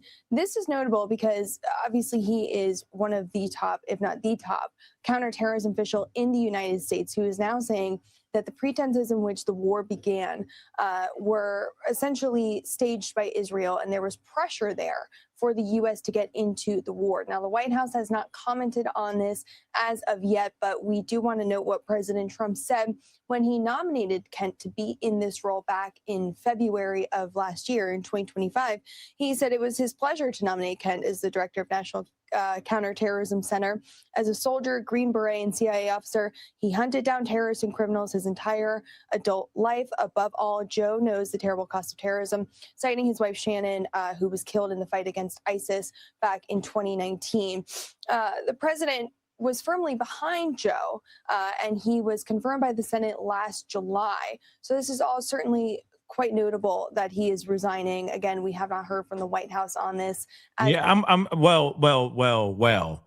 We do have Mike Johnson, okay? Mr. Keebler Elf himself has made a statement. We are going to look at that here in just a little bit, but he reacted to this as well. As of yet, but Kelly, this is major news today. Yeah, certainly. Seeing some of those rifts within the Republican Party, especially as people come out about the war.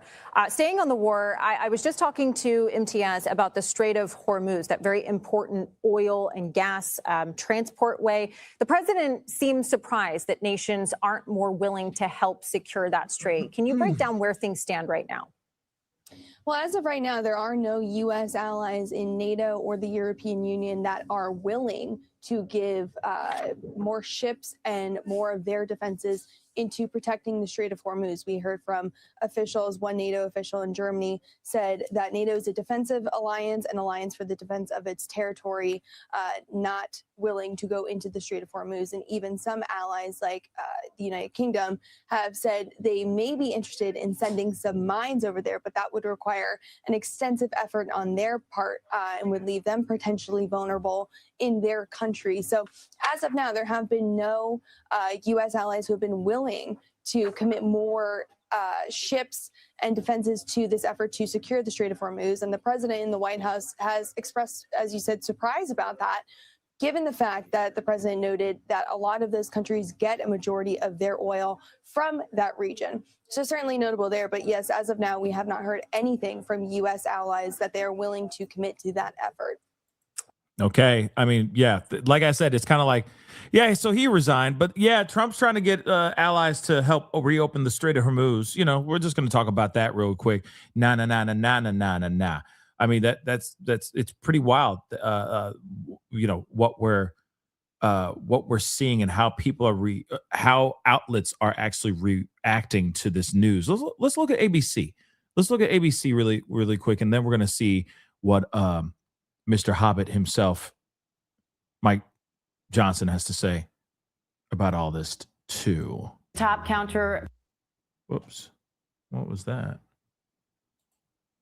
Let's try that again. Terrorism official Joe Kent has resigned over President Trump's war with Iran.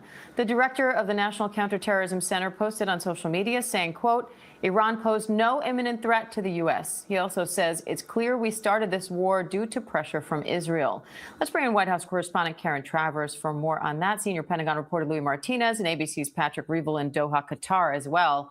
Hi to you all. So, Louis, how significant is this resignation?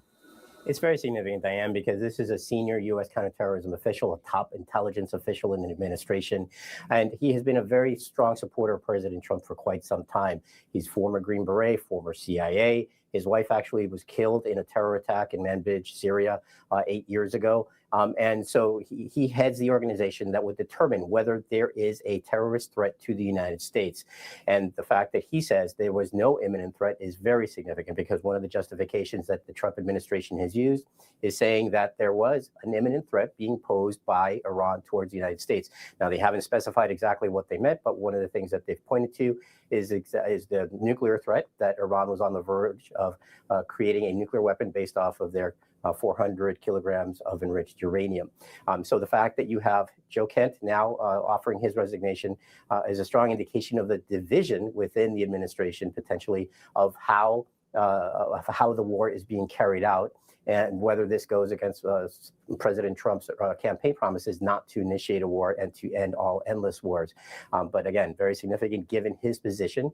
And especially, I think the key thing to point out is his notion that there was no imminent threat to the United States being posed by Iran. And so I think that again points to divisions within the administration as we're now entering the third week in this conflict against Iran. And Karen, President Trump is saying the U.S. doesn't need allies to help reopen the Strait of Hormuz after he demanded that they send warships. How are allies responding, both to his demands and now to him saying, you know what, we don't need it, but it's a loyalty test? There have been a lot of mixed messages coming from the president on this, Diane, and you mentioned it right there. Yesterday, the president said that these allies should be coming in and helping with an effort to reopen the strait because they have an economic interest. But then he also said that the United States has the strongest military and is the strongest nation and doesn't need any assistance, and that he's actually putting out this request to see what the reaction and response would be, almost a loyalty test for these allies. The president also said yesterday that he has countries that have told him that, yes, they will come in and help, but he wouldn't say publicly. And we know that so far, no country has said yes publicly. Yeah. So let's not forget that. Yesterday, he said there were some countries that were willing to jump in and get involved. And then when asked those countries, hey, you know, would you hop in? They're like, hell no, we didn't say nothing about that. The hell? What he say? What he say? What did Donnie say? We didn't say that. The hell you talking about? We didn't say nothing about that. He got another thing coming if he really thinks we're going to get suited and booted and go all the way over there and fight this war for him. Okay? Like literally, that's what's happening. You know what I'm saying? He's like, yeah, you know, we got some other people that are coming in. They're going to get involved, right? And the countries are asked that, and they're like, no, we didn't say nothing about that.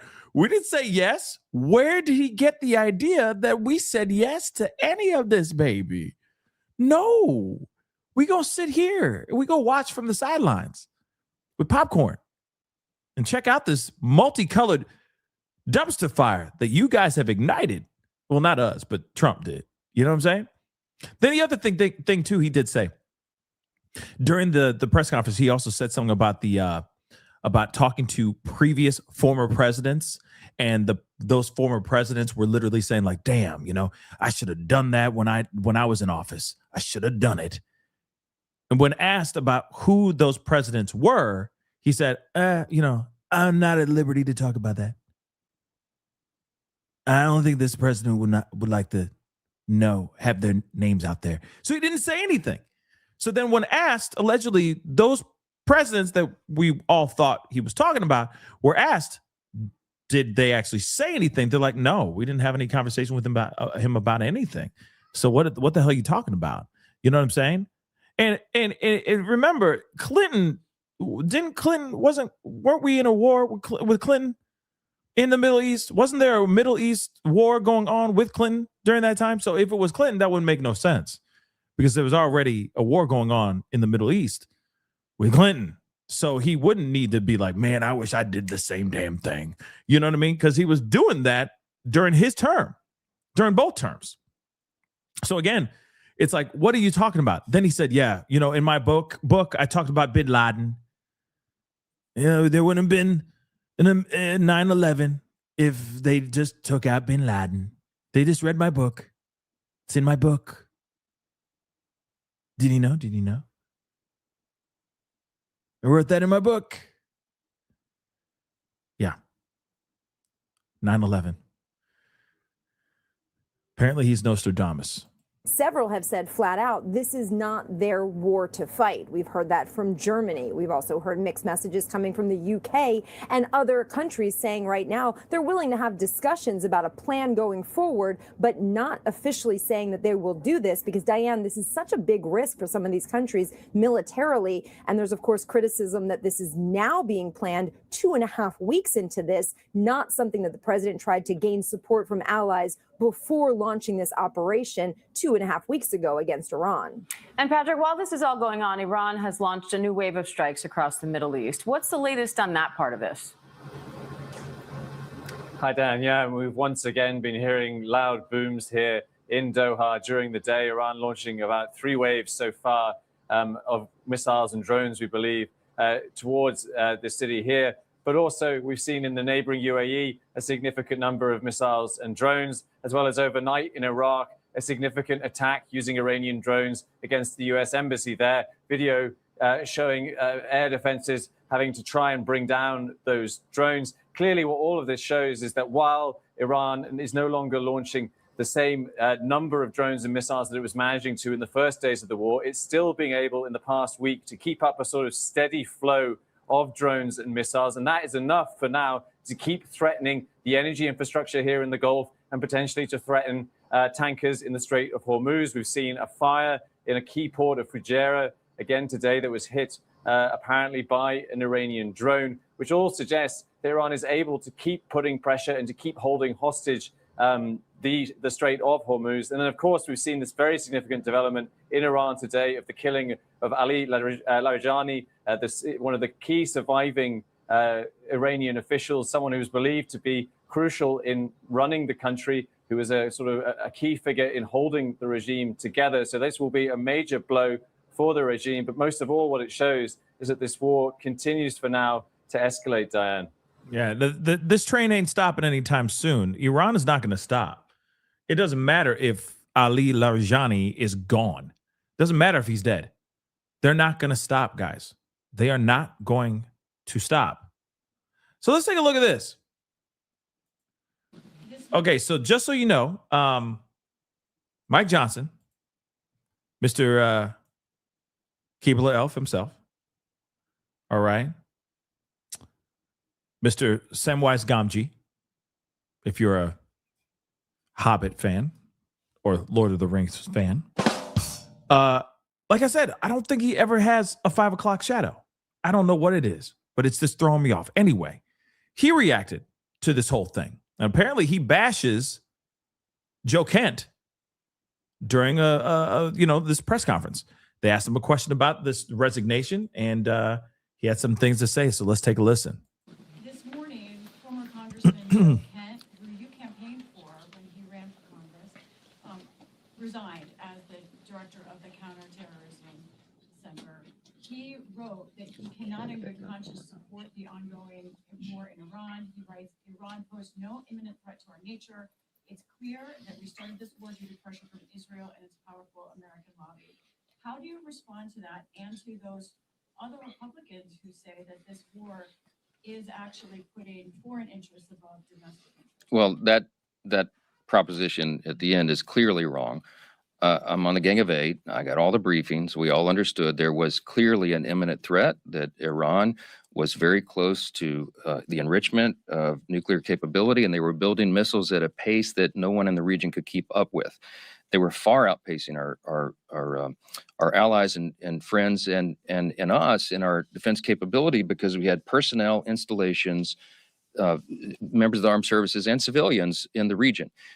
Iran was building up ballistic missiles at such a rapid pace, and we knew that their plan was to fire them upon Americans. The commander-in-chief and his administration had a very difficult decision to make. I don't know where Joe Kent is getting his information, but he wasn't in those briefings, clearly, because the Secretary of State, the Secretary of War, and everyone, the Joint Chiefs of Staff, General Kane, they had exquisite intelligence, and we understood that this was a serious moment for us. Had the president waited, I am personally convinced that we would have mass casualties of Americans, service members and others, and our installations would have been dramatically damaged. And so the president felt that he had to strike first to prevent those mass casualties. That's a summary. I can't tell you the classified part, but that's a summary that's made public, and it's accurate. Yeah. Okay, so wait.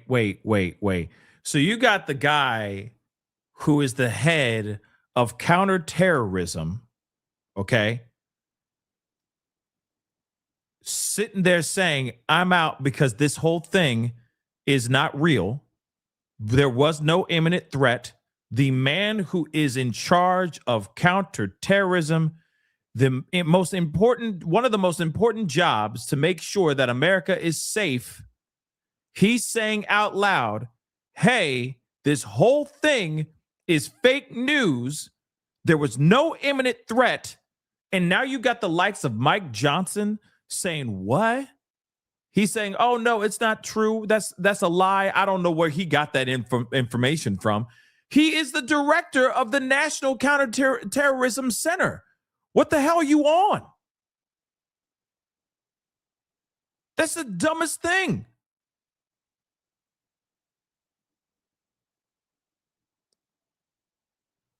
This old young man right here,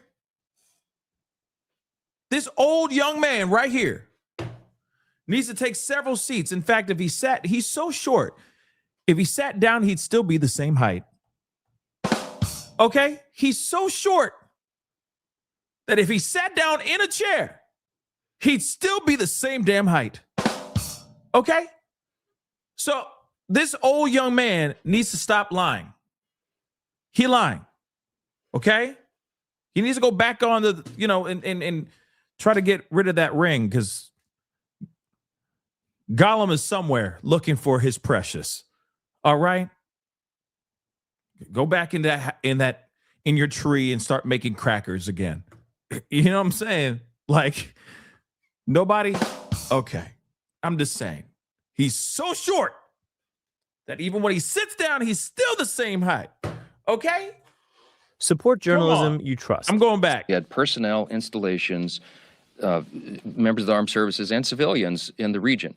Iran was building up ballistic missiles at such a rapid pace, and we knew that their plan was to fire them upon Americans. The commander-in-chief and his administration had a very difficult decision to make. I don't know where Joe Kent is getting his information, but he wasn't in those briefings, clearly, because the Secretary of State, the Secretary of War, and everyone, the Joint Chiefs of Staff, General Kane, they had exquisite intelligence, and we understood that this was a serious moment for us. Had the president waited, I am personally convinced that we would have mass casualties of Americans, service members and others, and our installations would have been dramatically damaged. And so the president felt that he had to strike first to prevent those mass casualties. That's a summary. I can't tell you the classified part. Yeah, that's the summary, but I can't give you any more information because I know everything that I'm saying right now is rattling off the top of the dome and it's all BS. But you got somebody who's the head of counterterrorism, national counterterrorism. He has a very, very big and important job. It's almost as if it's like Pete Hegseth, right? Resigning and saying, I can't do this anymore because there was no imminent threat. And then we have the likes of Mike Johnson. By the way, we haven't heard from Trump, not yet. We're going to see if he said anything because he was live sitting down with, I don't know, some leaders, some Irish leaders, I think, something like that, because it is St. Paddy's Day. Happy St. Paddy's Day to all y'all that are celebrating. But nonetheless, I just think it's a very strange thing for anyone to sit there and try to push back on what a top official said and what their full-on reason of why they are stepping down is basically saying that the American people are being lied to by the Trump administration. Okay, what else is new about that, right? Have we heard that before? Yeah, we've heard that before, okay? We've been lied to before. We're getting lied to again. And now you have a top official stepping down and saying, I can't do this anymore because it's all BS. They are lying to you. There was no imminent threat. There was no reason for us to be in this fight. And now we're fighting for Israel. We're fighting for Israel when we shouldn't even need to be fighting for anybody except for ourselves if we need to be fighting for ourselves. This is not a moment where we should be fighting. And then you got the likes of this mother lover, okay? Mr. Keebler Elf himself, all right? Mr. Lucky Charms himself, okay, is now sitting here saying, oh, no. He's lying. He doesn't know what he's talking about. I don't know what kind of information he received, but from what I received, it said something different. Come on, guys. Come on, guys. This is so stupid. This is absolutely stupid. All right, dude.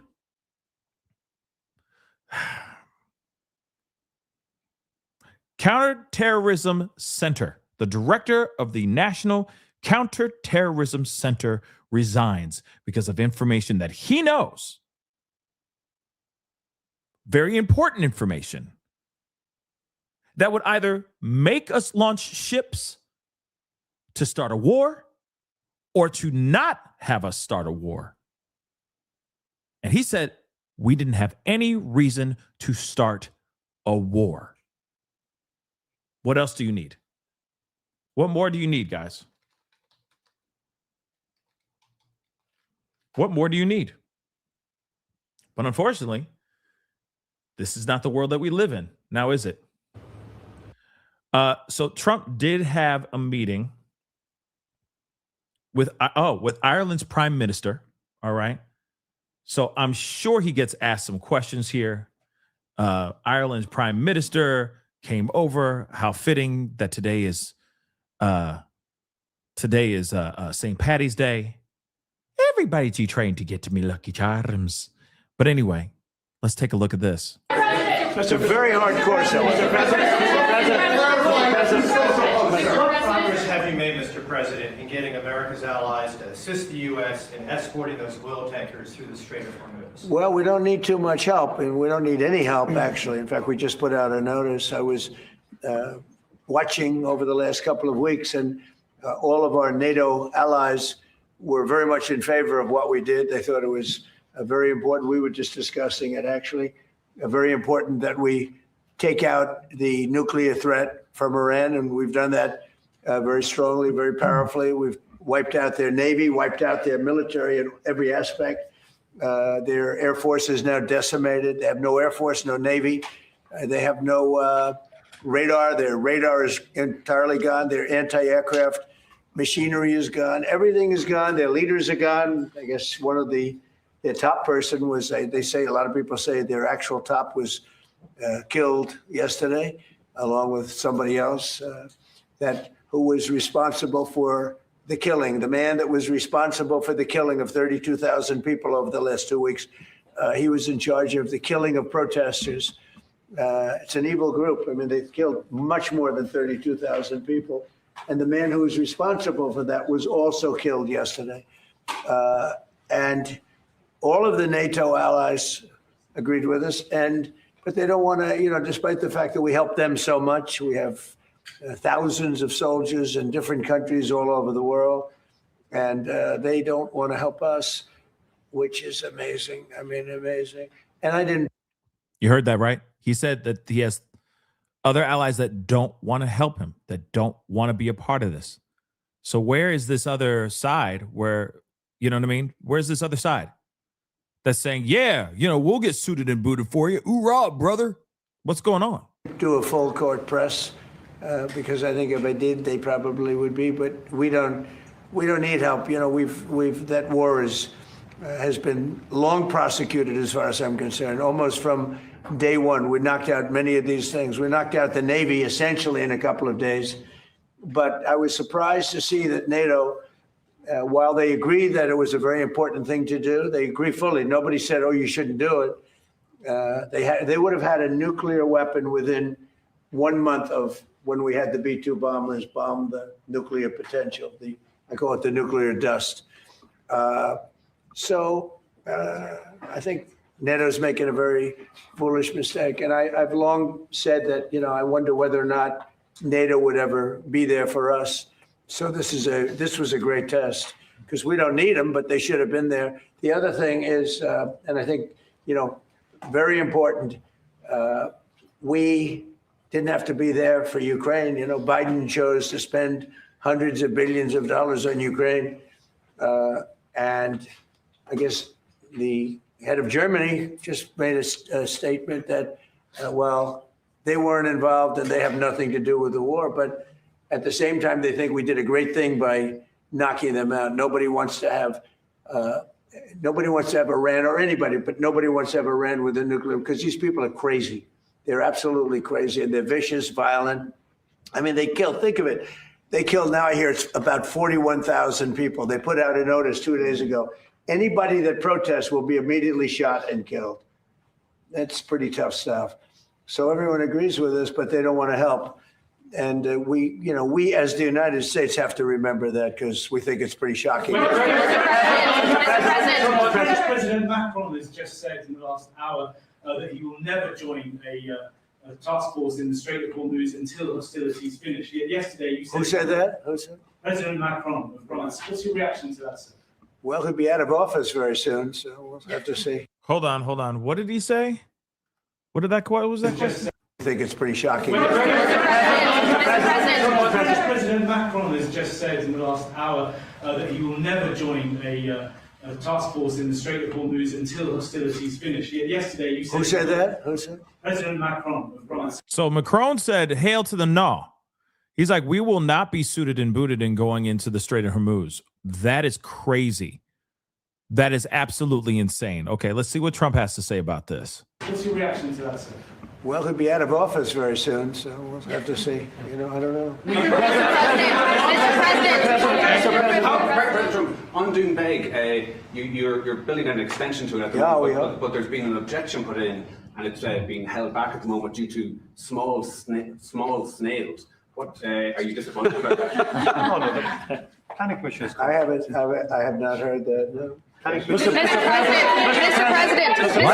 I mean, the course was built and it's been operated very successfully. Somebody's objecting. Human and environmental group is objecting to. Come on. Mr. President. How close the U.S. to announce a coalition of willing to secure the Strait of Hormuz? Which countries are joining and which countries have... Well, we've had great support from the Middle East. Qatar has been great. UAE has been great. Saudi Arabia has been terrific.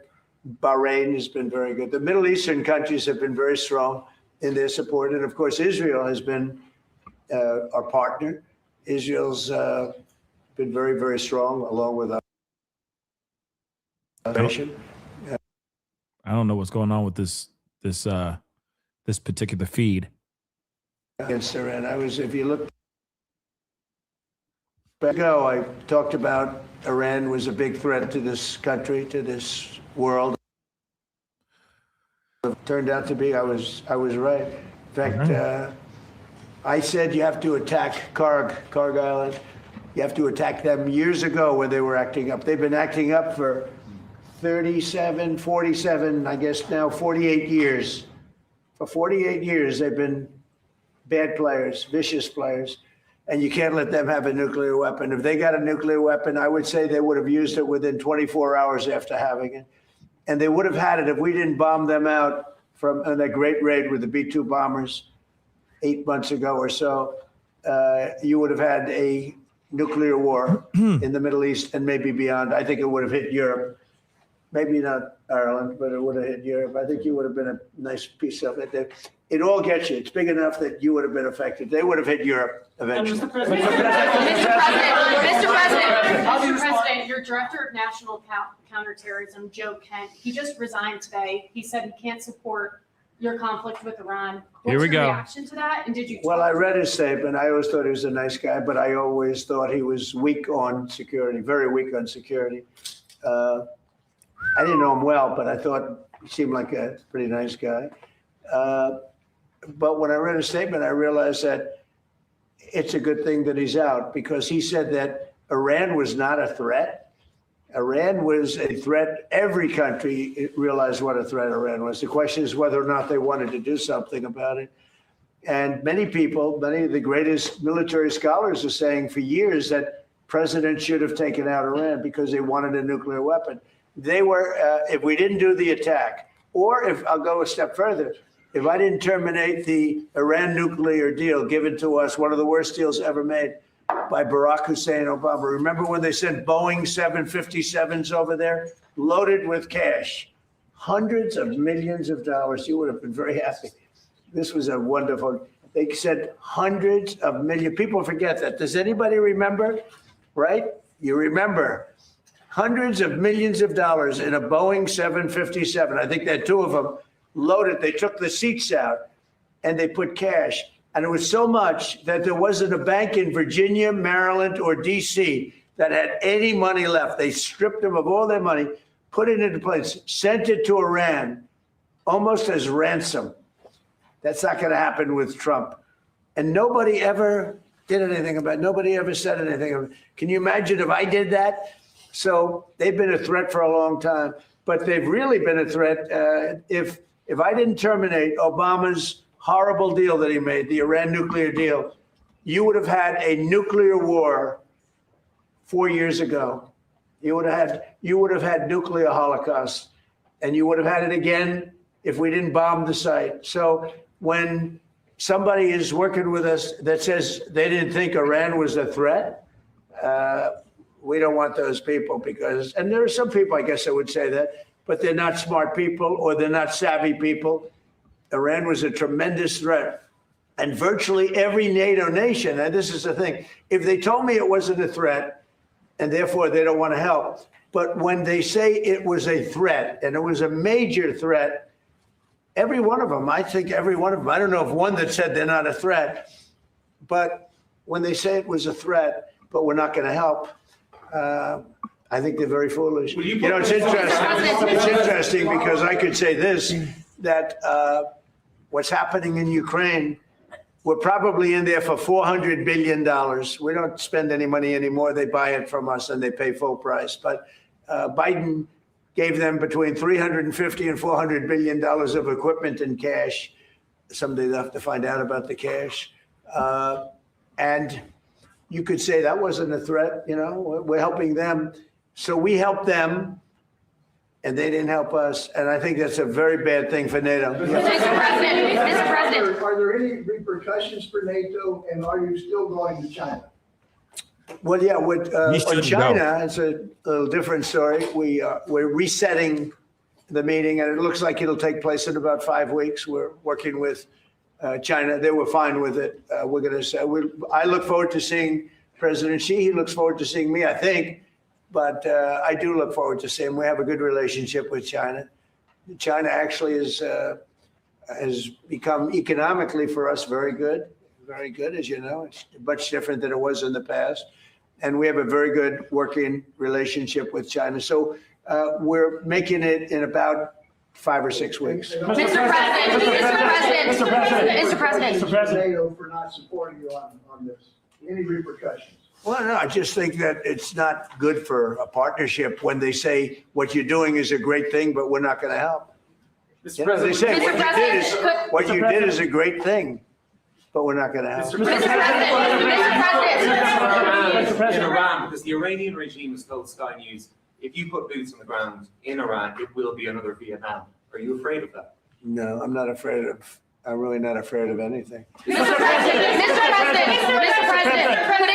Mr. President, are you rethinking the United States' relationship with NATO possibly getting out?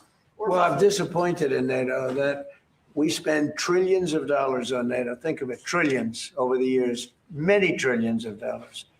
It's one of the reasons we have deficits and we help other countries.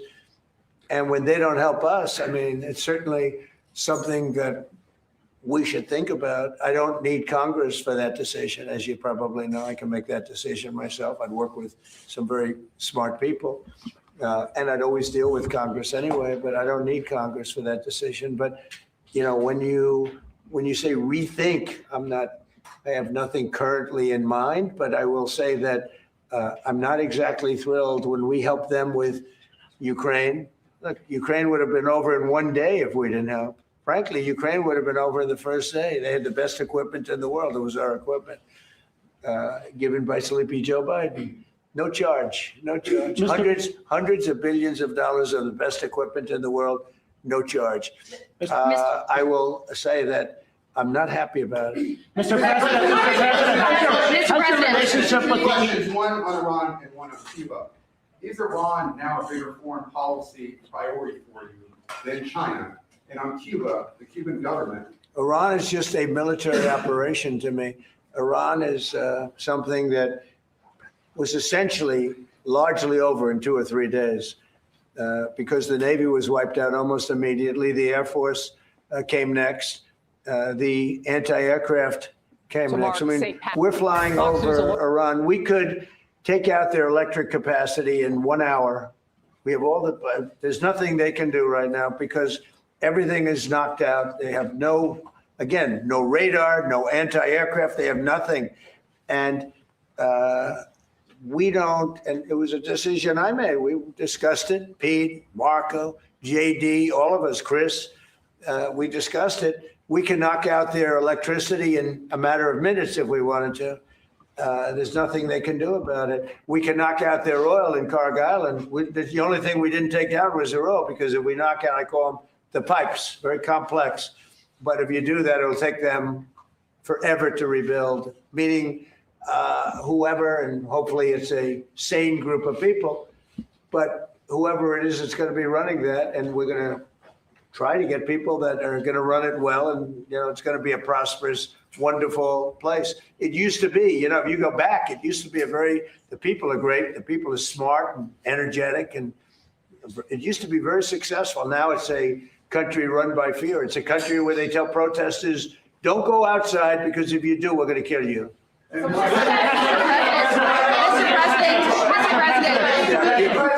Mr. President. Well, Cuba right now is in very bad shape. They're talking to Marco, and we'll be doing something with Cuba very soon. We're really focused on this, but we're dealing with Cuba. Marco, do you want to say a couple of words about it? Yeah, I mean, Cuba has an economy that doesn't work and a political and governmental system they can't fix. It's not dramatic enough. It's not going to fix it. So they've got some big decisions to make over there. But Secretary Rubio, do you support, and I know this is up to Congress, but do you support easing the trade embargo if you get more cooperation from the bank? Well, I'm not going to discuss what we would talk about or not. Suffice it to say that the embargo is tied to political change on the island. The embargo is codified. And but the bottom line is their economy doesn't work. It's a non-functional economy. It's an economy that has survived. That revolution, it's not even a revolution, that thing they have has survived on subsidies from the Soviet Union and now from Venezuela. They don't get subsidies anymore. So they're in a lot of trouble. And the people in charge, they don't know how to fix it. So they have to get new people in charge. That's what And the relationship we have with Venezuela has been, I think you could almost say, incredible. It's been really good. It's been good for Venezuela, and it's been good for us. And I congratulate the Venezuelan baseball team, because that was a big win. And I guess they play another game tonight in the finals. Yeah, I don't know what's up with this particular feed. This is the first time they've ever been in the finals, and it was pretty exciting. Yeah. Iran is just a military operation to you. But do you not have a day after plan? And if so, what is your day after plan for Iran? Well, we have a lot. Look, if we left right now, it would take 10 years for them to rebuild. But we're not ready to leave yet. But we will be. Okay, sorry, I didn't mean to interrupt, but I need to say this. Okay, so when it comes to Cuba, right? Yeah, they most definitely want to take over Cuba. That's obviously the plan. Marco Rubio is definitely, got his he definitely has his sights on it. Okay. Definitely is gung-ho about it. To liberate Cuba. Obviously a lot of people would think, at least the people of Cuba would believe that would be a great thing. I have nothing to say about that. For me, in my mind, I'm like, this is the reason why I keep feeling like when it comes to, Cuba or Venezuela or stuff that was going on in Iran, trying to liberate the people over there. If this did not have to turn into a war, you know what I'm saying? If this whole thing happened without casualties, mass casualties, I feel like a lot of people would have a different feeling about everything right now, right? If we went into Iran and we did what we did in the very beginning and left, and then that was it, I don't think we wouldn't be fretting about it right now. But given the fact that we are just, it's like, if think about this for a second. For those of y'all who are homeowners, okay, homeowners that are, let's just say you got a basement, an unfinished basement, or you got a finished basement, but you want to flip the bathroom, right? That's in the basement, or whatever, the bathroom that's in your house, right? And suddenly you start getting into it. You start doing demo. You start demolition the actual room. The actual bathroom. You start taking things out. Blah blah blah. And then next thing you know, you realize that it's a much bigger project than you thought it was going to be. That's exactly what we're doing right now in Iran. You see what I'm saying? It's like, all right, we're going to go in there. We're going to drop bombs and we're going to leave. We're going to be out. And it's like, oh, damn. I didn't realize that we had rotted wood. I didn't realize that we had termite damage. I didn't realize that we had X, Y, and Z going on. Now we got to get, replace this, and this. Damn. Now we got to replace that too. Oh, no. Now we got that. Oh, no. The pipes are rusted. Now we got to replace the pipes too. And then instead of it being like a $2,000 job, let's just say, obviously I'm aiming very, very low. It turns into a $10,000 job, right? And instead of it only lasting, 2 weeks of demo and, and construction, it turns into like a 2-month excursion. That's exactly what's going on in Iran. We're going in there. We think, Trump, I guarantee, thought it was going to be a one-job deal. Go in there, get out, and be done. And then it's like, damn. Oh, damn. Damn, there's a lot more going on. Oh, damn. Now we got more guys coming in. Oh, damn. Now it's, oh, shoot. Now there's a leak over here. Oh, no. Now we got the Strait of Hormuz being messed with now. Oh, damn. Well, maybe if we go and do something over here, then we can, if we do something with Karg Island, maybe they'll shut up and stop and back off. That didn't work. Oh, damn. And then it's like, well, we need more reinforcements. Or, you get that construction worker doing that remodel. You know what I mean? They're doing that remodeling gig. You're just watching from afar, right? And then suddenly he has to call reinforcements because he's done such there's been so many missteps. They got to bring in somebody else that you got to pay for to get the job, at least that part of the job finished before that contractor can go back in there and actually remodel the bathroom. You see what I'm saying? You get what I'm saying? So that's kind of the situation we're in. That's why he was like, I'm reaching out to allies. I'm reaching out to allies to be like, help me with the Strait of Hormuz, y'all. We need some help. Come on, hustle, help us with the Strait of Hormuz. We can't do it anymore. We can't handle this anymore. We need some help. If we get the powers that be, then, maybe they'll all shut up, right? Right? But now Trump is going, I don't need them. That's fine. I don't need them. Kind of like that guy that's doing your remodeling. You've already spent all the money pretty much. And now you're at the point where you're like, you know what? You know what, John? I got it. No. I'll see you in a couple days. Give me 2 days. I'm going to Google this ish. I'm going to do it myself. All right. You don't know how to do it? I'm going to do it myself. All right. I'll go run a couple tools and I'll find it out on YouTube and I'll learn how to do it my damn self. Since you don't have time for it and I'm not paying you any more money. So I'll do it myself. All right. See you in 2 days. All right. And then you finish this bathroom. Finish it over this weekend. That's it. Cool. And that's exactly where we're at right now. Trump is saying he's going to go to YouTube and he's going to Google how to fix this problem by his damn self. That's where we're at. I don't need him. I don't need anybody.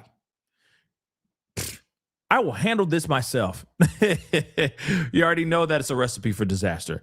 You already know how that turns out. Okay? Leaving in the near future. We'll be leaving in pretty much the very near future. But right now they've been decimated from every standpoint. And again, we've had great support from countries in the Middle East, great support.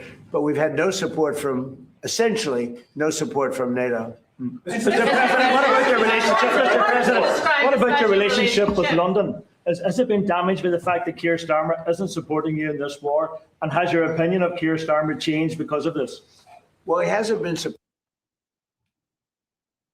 Don't know what's up. What's going on with this? United States. I went out of my way, as you know. They couldn't make a deal with Biden because they had no real administration to make a deal. Biden, but we made a deal. We made a good deal for them, and frankly, probably wasn't appreciated. I do look forward to seeing. Come on, cabron. Come on, man. But no, I was disappointed because Keir was willing to send 2 aircraft carriers after we won, because essentially there's no threat for the aircraft carriers right now. And I said, no, we want things sent before the war, not after the war is won. So, yeah, I'm disappointed with Kerr. I like him. I think he's a nice man, but I'm disappointed. Mr. President. You see that man right there? You know who that is? Churchill. That's the late, great Winston Churchill. And Barack Hussein Obama did not want his bust in this office. Did you know that? And Barack Hussein Obama sent that bust back to England. They didn't want it. And when I came in, I was asked if I wanted it. I said, absolutely, I want it. And I put it right there, Winston Churchill. And, you know, unfortunately, Keir is not Winston Churchill. Mr.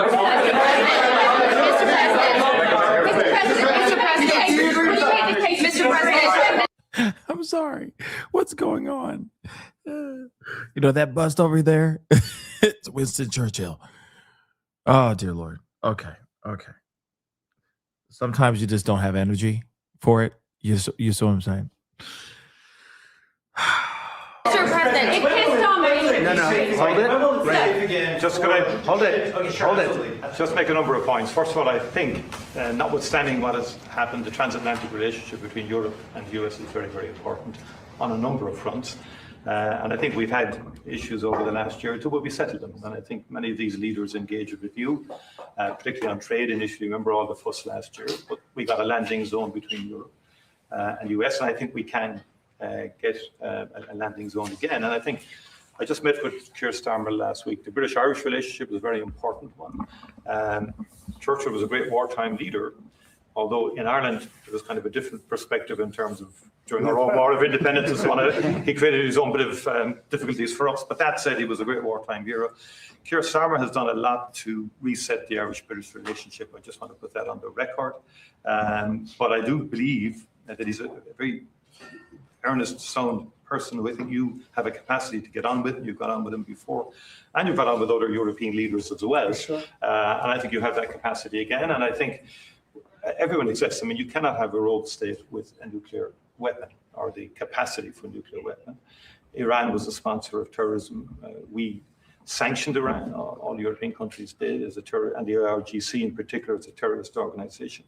They sponsored Hamas. They sponsored Hezbollah. The Houthis. They created mayhem, a most maligned force in the Middle East. The Irish position has always been ultimately, can we resolve this can we get peace? And obviously there's preconditions before you get to that situation. We had our own conflict, which went on for 30 years, and we learned a lot from that in terms of how to try and bring about peace. And I think I've listened to you in terms of, you're correct. I mean, our hearts go to the Iranian people who have been repressed and suppressed for so many years, culminating in that savage murder of thousands and thousands of Iranians some months ago. No one was in a position to do anything about that. I think, and likewise with Ukraine, I mean, the Russians did invade Ukraine, have taxed civilian infrastructure and so on like that. And for the people of Ukraine who just want peace and an opportunity to live, I think we have to continue to work to see, can we bring peace, different regime to Iran, where Iranians can live in peace again, and the people in the Middle East can live in peace. And you're doing your bit there in terms of the work in Gaza and so on like that. And I think that's what we want, is a peaceful resolution of conflict. That's where we come from as a small nation. Right. We've been peacekeepers all our lives, and we're the longest serving nation in terms of provision of peacekeeping forces in the world, as it turns out. But we think ultimately all conflicts come to an end, and I think we have to try and work towards that end. And I'm sure European leaders, the US administration, will engage, and hopefully we can get a landing zone. I mean, the only thing, and I agree with everything you said, but we helped with Ukraine. Yes. And they don't help with Iran.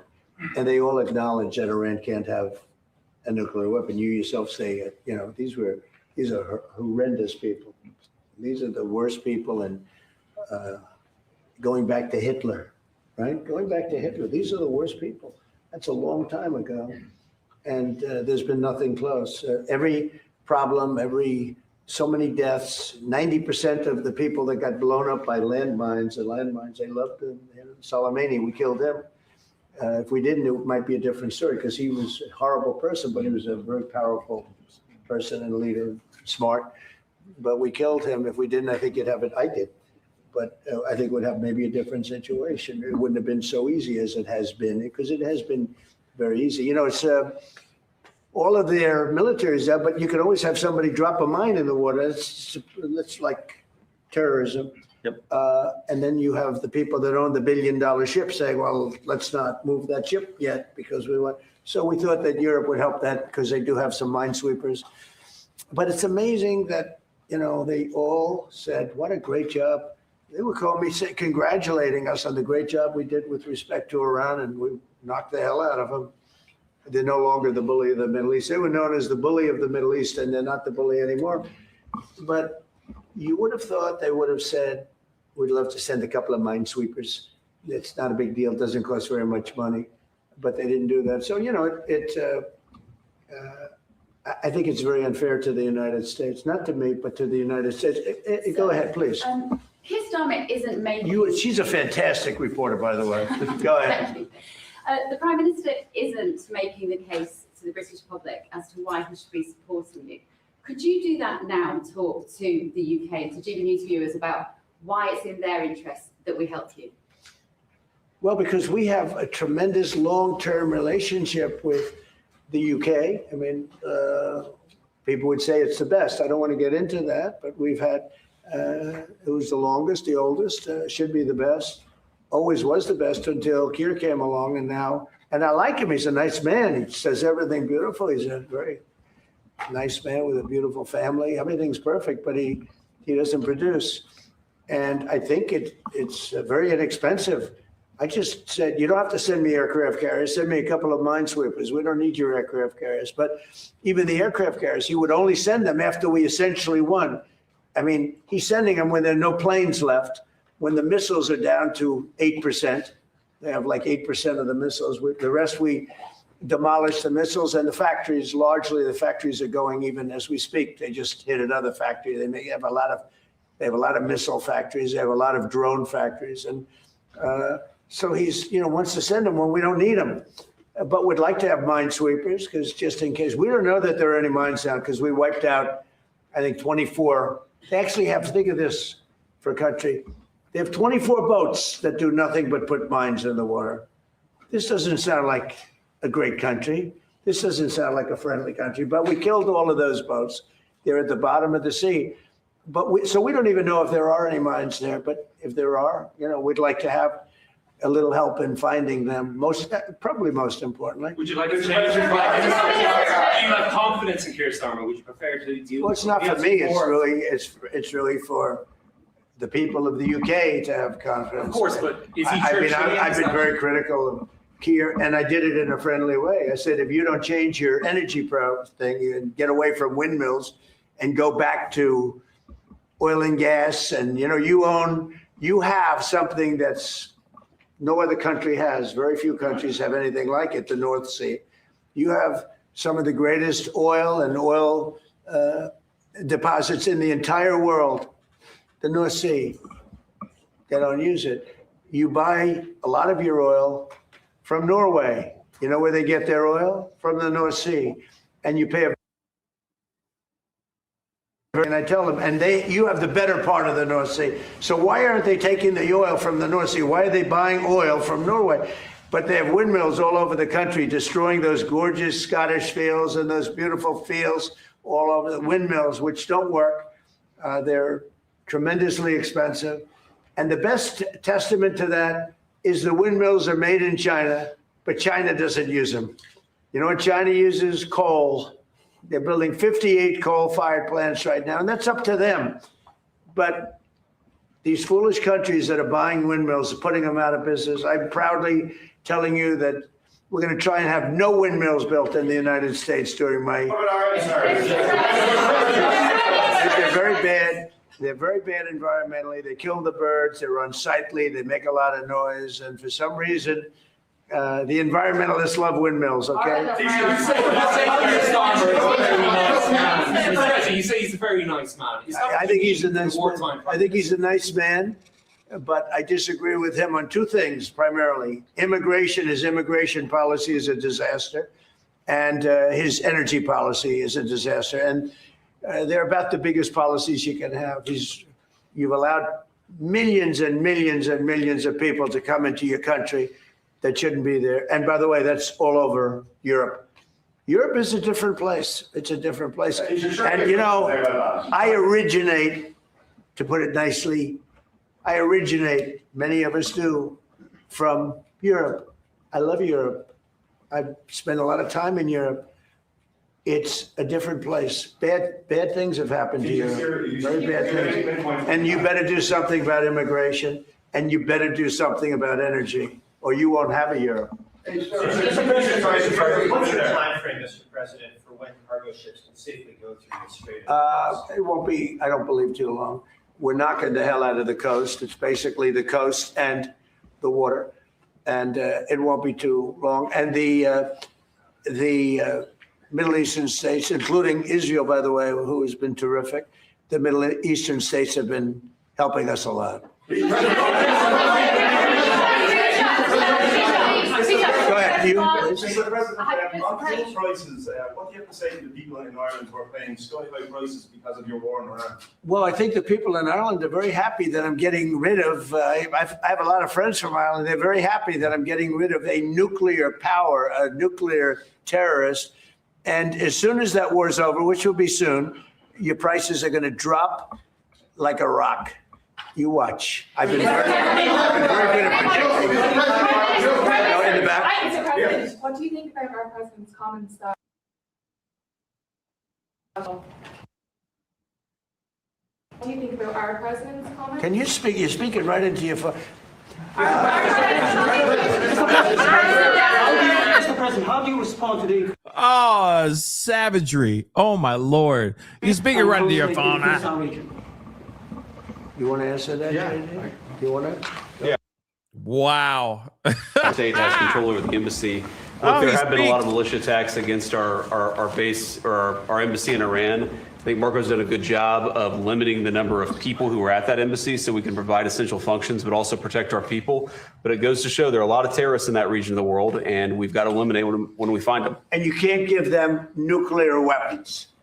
You can give them rifles, you can give them guns, you can't give them nuclear weapons. I think we agree very strongly on that. Yes, excuse me. Just first of all, I would say Europe is still a very good place to live in. Good. Just to let you know. I'm glad to hear that. And our view is you have to have robust and fair rules around migration. But on the other hand, a lot of people, within the European Union, we have free mobility of people. And in Ireland, our population is growing, but in a very positive way. Our economy is going well because we're attracting a lot of people from Europe and beyond into work legally and validly in our country. In fact, I'd love if we could develop a legal pathway between the US and Ireland into the future because of our history and so on like that, that we could have a legal pathway because no one is in favor of illegal migration or and so forth. So you have to have robust rules for that. But fundamentally, I think sometimes Europe gets characterized wrongly in terms of it being overrun or whatever like that. It's much more robust now. It's much more stronger mechanism in place to facilitate legal migration. I think it's important that understanding is there. We need more economic growth in Europe. It doesn't have the same focus on innovation as you do here in the US. We discussed that earlier with the Vice President in terms of technology, in terms of AI. We need to pivot more to innovation as opposed to regulation. I think investing in people, and that's the key to, I think, our collective future. We do take there and listen. Mr. Prime Minister, Mr. President, our President has said that your war against Iran is illegal. It's an attack on international law. Who said that? The Irish President. Look, he's lucky I exist. That's all I can say. Because if you're going to allow countries that are sick and demented, and they are demented, to have nuclear weapons, everybody in the whole world should be very thankful. And I'm disappointed in NATO, very disappointed. I'm disappointed in a couple of other countries too. But they should be very thankful that this group of people feels the way we do. because if a country like Iran was allowed to have the power of a nuclear weapon, if we didn't stop them, I stopped them twice.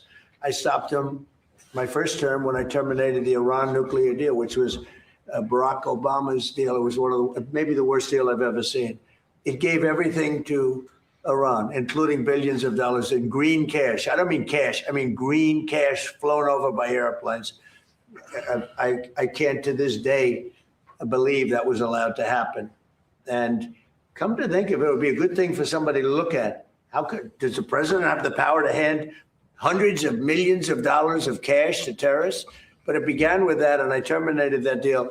If I didn't terminate that deal, we might not be here right now. If I didn't terminate that deal, unbelievable nuclear holocaust would have taken place. And then I did it a second time when we hit them with the B-2 bombers, and we totally obliterated their potential nuclear weapon that they would have had in less than 1 month. They think 2 weeks, but in less than 1 month. And it would have been, I believe it would have been a much different world than it is right now. We have to go. We're going to a lunch, so maybe we'll take one more nice one. Can I ask you how you're doing with your legal case against the BBC and their fake news documentary? Well, the BBC was incredible. What they did is they had me speaking something I never said. And I've never seen anything quite like it. You know, CBS had that. We had the situation on 60 Minutes, and not the current owners, the past owners. The current owners, I think, are good, Ellison. But BBC took it a step further. They actually they put words in my mouth, and I said some pretty bad things. And I didn't say them. It was AI generated. And I said, I never said that. In fact, some of my people said, wow, that was pretty bad stuff you said. I said, what did I say? You know, I'm pretty good at this stuff. I mean, if you can go through years of these press conferences and you're a popular president of the United States that won in a landslide, that won all 7 swing states, that got record numbers of votes. I mean, so I guess I'm okay at this stuff. I said, I never said that. And then we found out it was AI generated. And they admit they made a mistake. BBC. But I watched them this morning for some crazy reason, and it was so inaccurate. Their reporting of the war was unbelievable. We have decimated that country.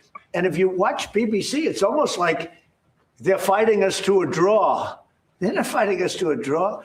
It was very inaccurate news. It was fake news. So I'm very proud of the term fake news because it was my term. I came up with it, but it's no longer accurate. It really is. It's corrupt, fraudulent news. It really is. It's fraudulent. It's not just fake. It's beyond fake. It's really criminal what they do. But I watched BBC this morning, and I don't know much about BBC other than what took place, because people were calling me saying, that was a terrible thing you said. I said, what did I say? And I said, I never said that. And when we checked it, do you agree? They agree. It was somehow generated, I guess, by AI or something, with me saying unbelievable. So we brought a lawsuit against them. They admit they're guilty, but we'll see how it comes out. Thank you. I like that question. I like that question. Thank you very much. We'll see you later.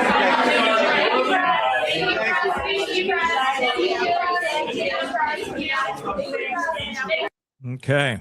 Well, there's that. Boy, oh boy, oh boy.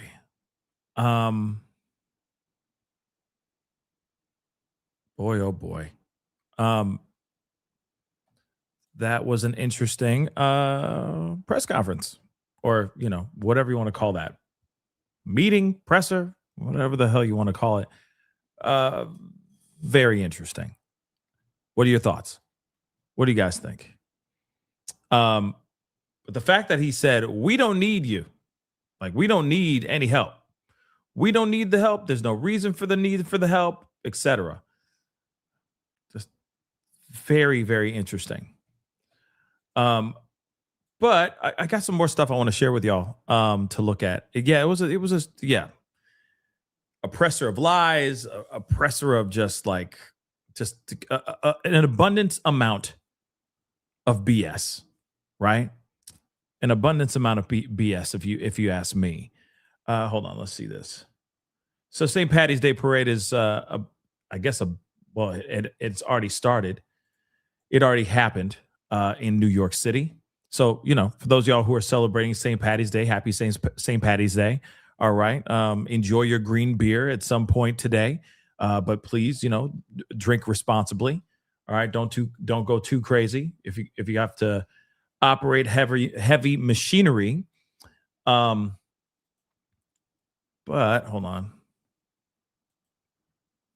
There is something else that I did want to share with y'all, because there are people that are talking, saying that MAGA is dead. And I think that is some pretty wild. It's a pretty wild claim to say out loud. Apparently, this particular person, Carrie Prejean Bowler, who happens to be a former Trump aide, is saying out loud, and she says this on Piers Morgan's show, basically saying that MAGA is dead.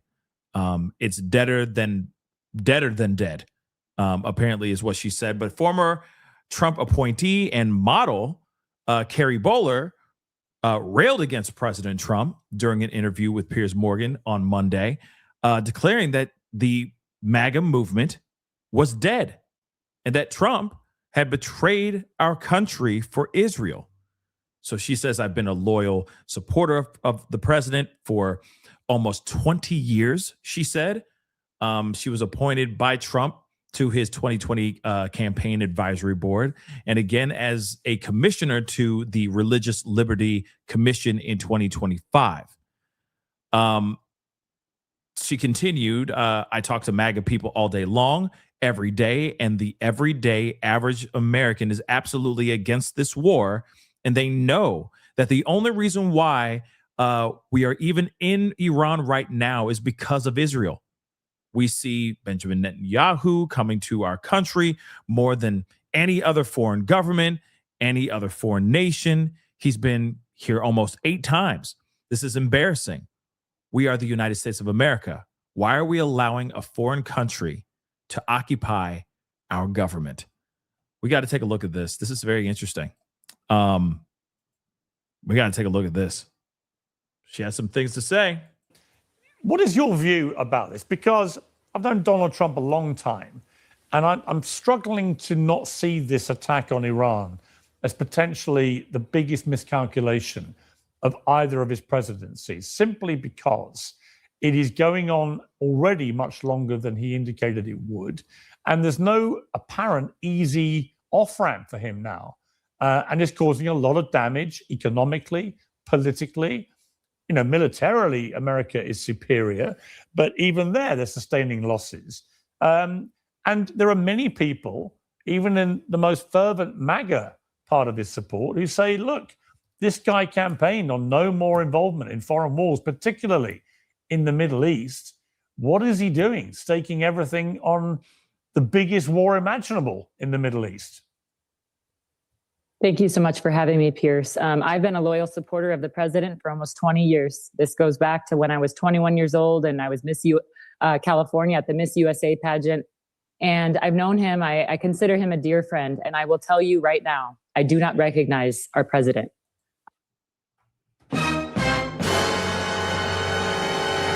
What?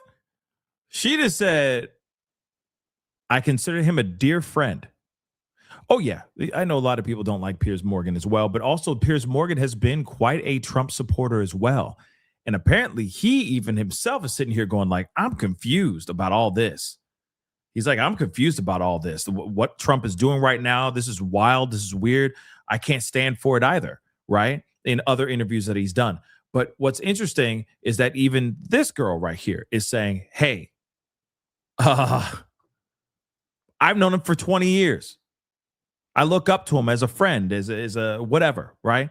And even I myself am confused by what's going on here. This is very strange. What is up with this, right? This is not the same Trump that I used to know. That's weird, right? That says something. But here's something really quick. First and foremost, please make sure you hit that like button down below. Okay, we're this close to 1,000 likes. Can we just get to 1K? That would really mean the world to me. Also, I want to say this too.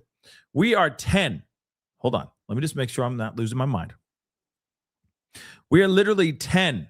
1, 2, 3, 4, 5, 6, 7, 8, 9, 10 subscribers away from 200,000 subscribers.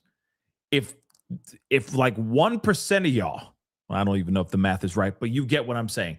If 10 of y'all just go and subscribe right now, we would go past the 200,000 subscriber mark today on this show. So please hit that subscribe button, please, and thank you.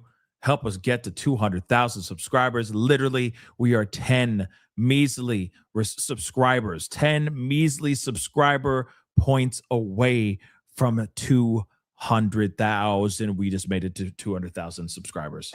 Holy crap. Yes! Yes! Yes! We made it, y'all. Oh, my Lord. Oh, my Lord. Oh, my Lord. We have just made 200,000 subscribers. We just made it, y'all.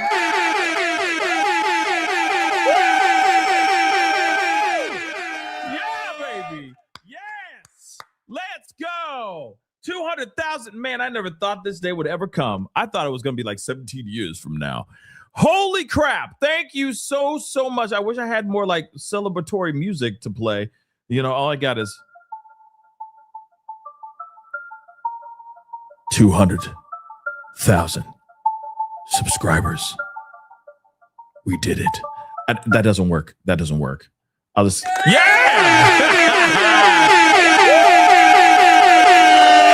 Yeah, baby. 200,000. Let's go, baby. Let's freaking go. Yes. Thank you. Thank you, guys. Okay, I'm done. I'm done screaming. Oh, 200,000 subscribers. Oh, dear Lord. No, that doesn't work either. That doesn't work either. Yeah, I don't have any celebratory music. I wish I did.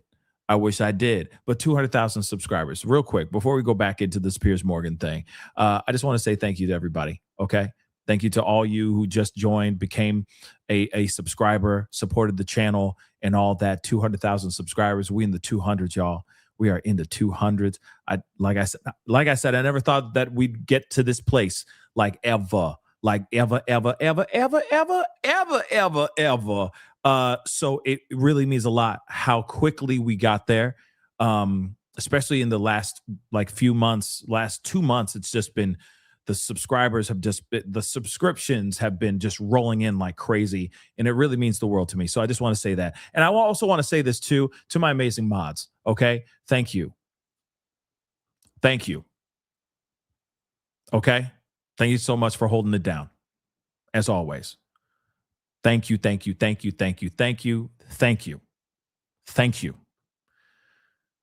And of course, all you guys, to the fam, for dealing with my BS, for my crazy times, for my crazy non-scheduled craziness and all that. I really do appreciate you guys just being here and being a part of it and just rolling with the punches. Okay. Thank you. All right. I'm done. 200,000 subscribers. Holy cow. We did it, y'all. We did it. 200,000 subscribers.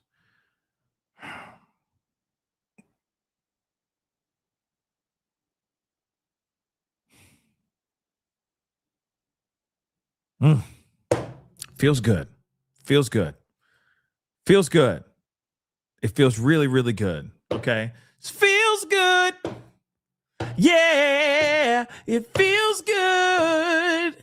Okay. It feels really good. I'm very happy about this.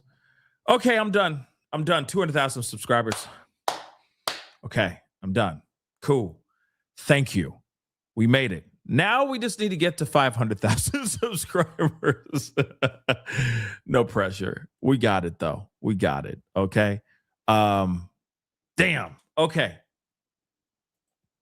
We're gonna go. Let's hear what she got to say. Thank you so much for becoming members too, by the way. Thank you. Yes, we are building a mansion. We're not building a house anymore. We're not building a shack. We're not building a house. We are now building a freaking mansion, y'all. Okay? Real talk. Where's the button? There it is. Yes. Okay?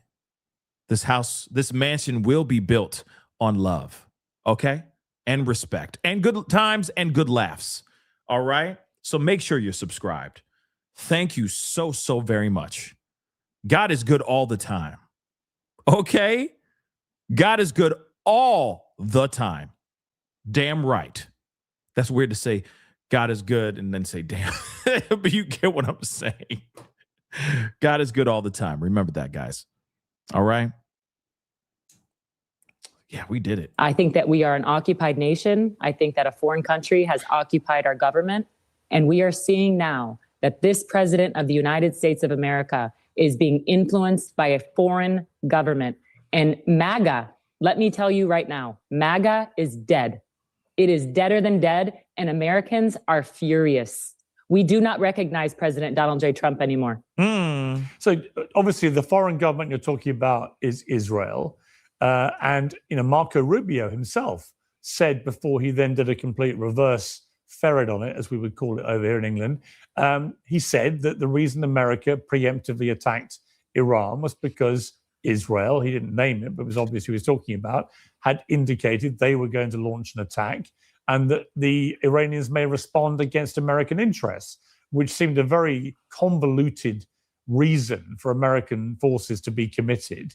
And they then, under huge blowback, tried to pretend he hadn't said it. But we all heard what came out of his mouth. And then we heard Antony Blinken, one of his predecessors, say that Netanyahu had tried to persuade both Obama and Biden to do the same thing by saying, I'm about to attack Iran. And when they said no, he then didn't attack Iran. And so, many people share your misgivings about this. Notwithstanding that, the polling still shows pretty strong support amongst the MAGA base for Trump and this attack. So how do you explain that? No, I do not believe that one bit. I talk to MAGA people all day long, every day. And the everyday average American is absolutely against this war. And they know that the only reason why we are even in Iran right now is because of Israel. We see Benjamin Netanyahu coming to our country more than any other foreign government, any other foreign nation. He's been here almost 8 times. This is embarrassing. We are the United States of America. Why are we allowing a foreign country to occupy our government? And now we see I was removed from a Religious Liberty Commission because I dared to speak out against Israel. It's no longer a conspiracy, Pierce. What Israel wants, Israel gets. And we're witnessing that. And I'm telling you right now, MAGA is dead. Okay. So she keeps on saying that it's dead. Okay. It be unalive for all you content creators out here. Now, here's what's interesting. Okay. Some people are going to look at this situation and wonder, is she saying this because of, is she saying this because of, like a woman scorned, you know what I'm saying? Or someone being screwed over and all that. That's something I think a lot of people are kind of curious about. Is she saying this because she got fired from her job? She got fired from her position and she's upset about that, right? And she's just saying whatever because now it's like F MAGA because MAGA just pooped me right back out, right? So again, that's something that I think a lot of people are curious about as well. But let's continue. And we will not vote for one more politician who lies to us and says, oh, we're going to drain the swamp and we're going to not get involved in foreign wars. Trump has betrayed our country and he has betrayed MAGA and people are livid.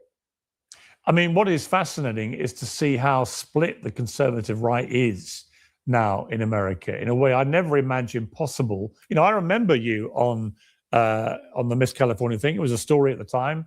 And I remember all that going. And I was actually, at the time, I was a judge on America's Got Talent. I'd just been competing on Donald Trump's inaugural Celebrity Apprentice show. I won it. That's when I got to know him. So, I remember all that period. And what is fascinating, if you go back to 2008-9, the idea that people like Megyn Kelly, Marjorie Taylor Greene, Tucker Carlson, you and others would be so against what Trump, a Republican president, is doing would have been unthinkable. How do you think it's come to this? Well, we witnessed what happened from the very beginning. We saw that Marjorie Taylor Greene was called a traitor by the president. We're seeing never Trumpers, Pierce, never Trumpers like Lindsey Graham and Ted Cruz and Mark Levin. I mean, these are never Trumpers who were not by his side back in 2016. And now he's siding with these people and calling true MAGA supporters traitors.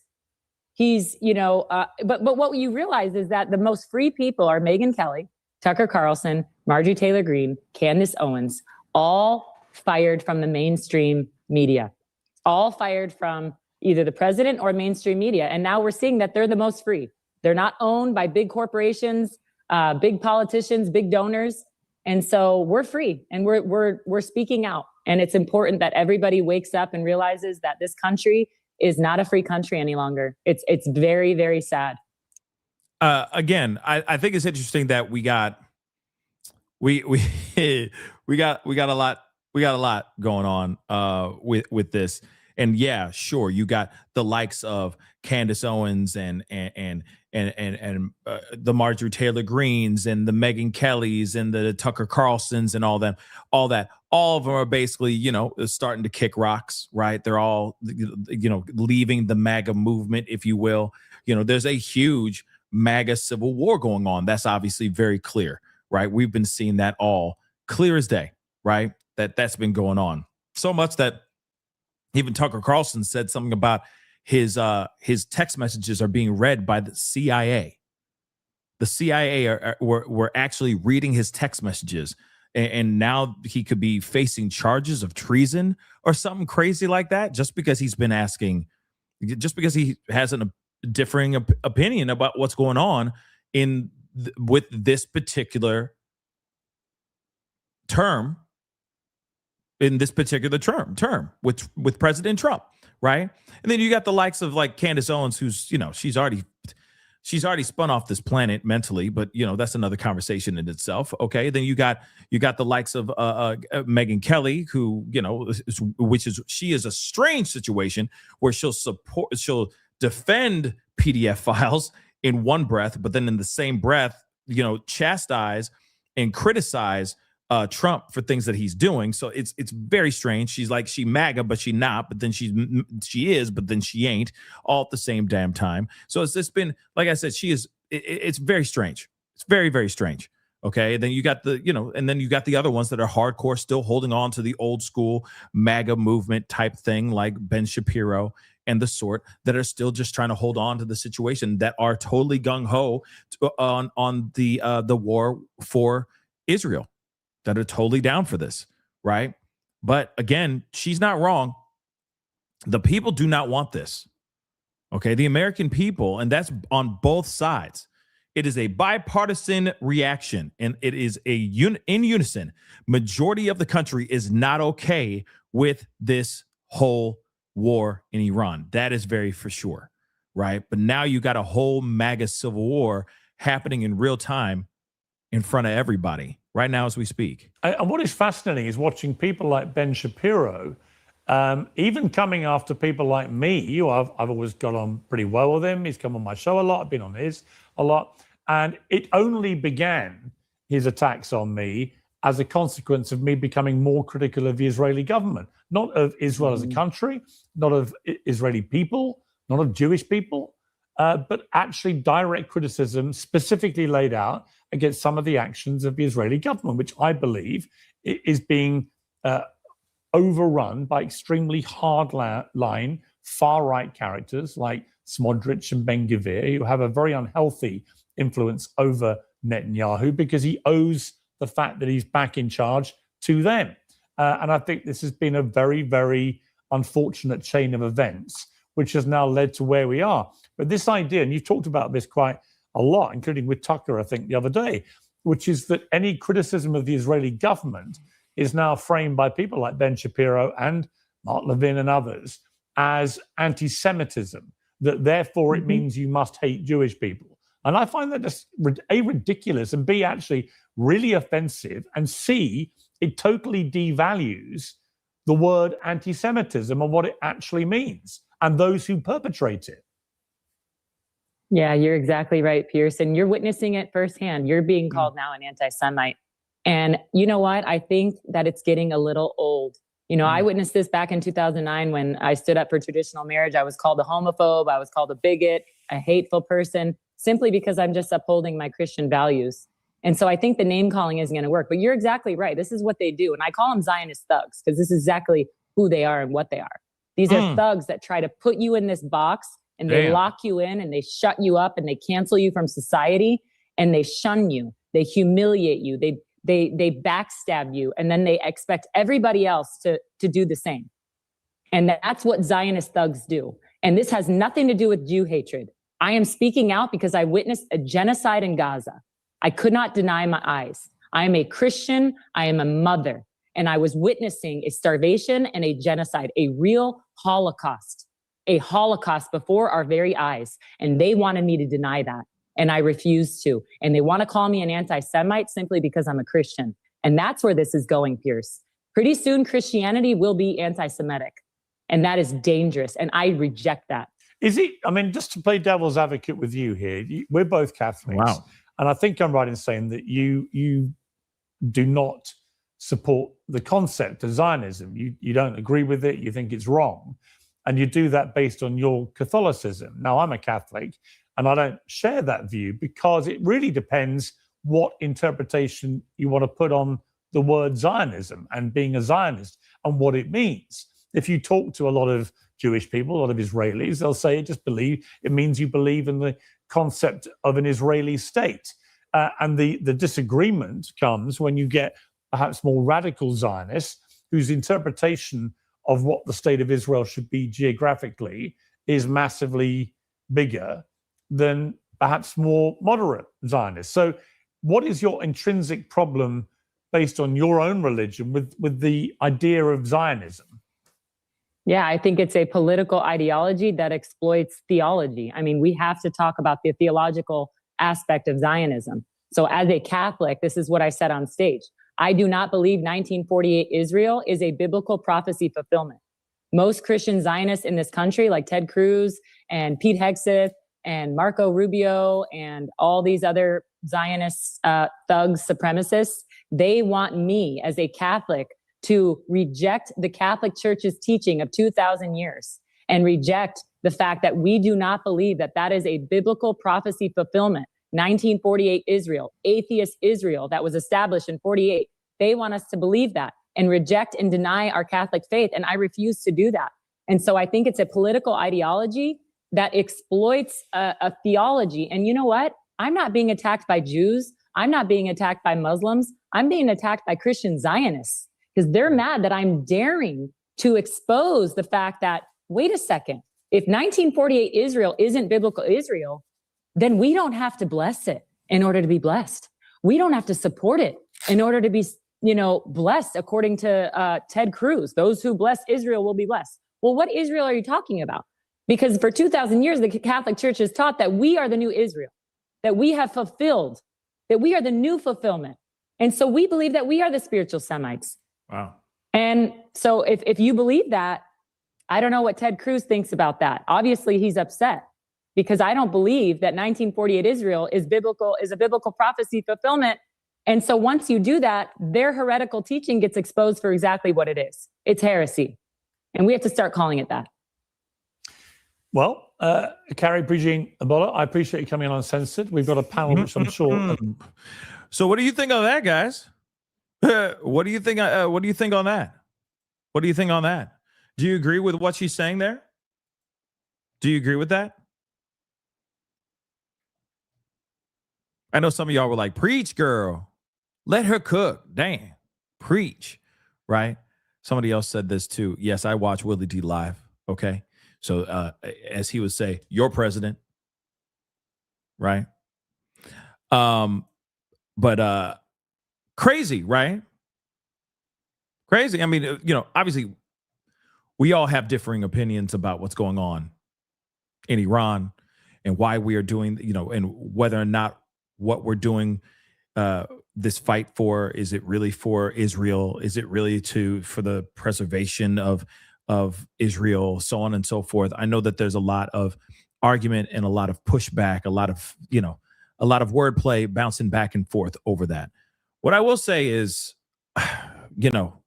war is never good. War is never the answer. And I just don't think that this is a war that we should be fighting, regardless of Zionism or anti-Zionism. I just don't think that this is a war that we should be fighting. And I think that there's a lot of people in the world or in this country, okay, a lot of Americans that back that same thing, that back that same motion, right?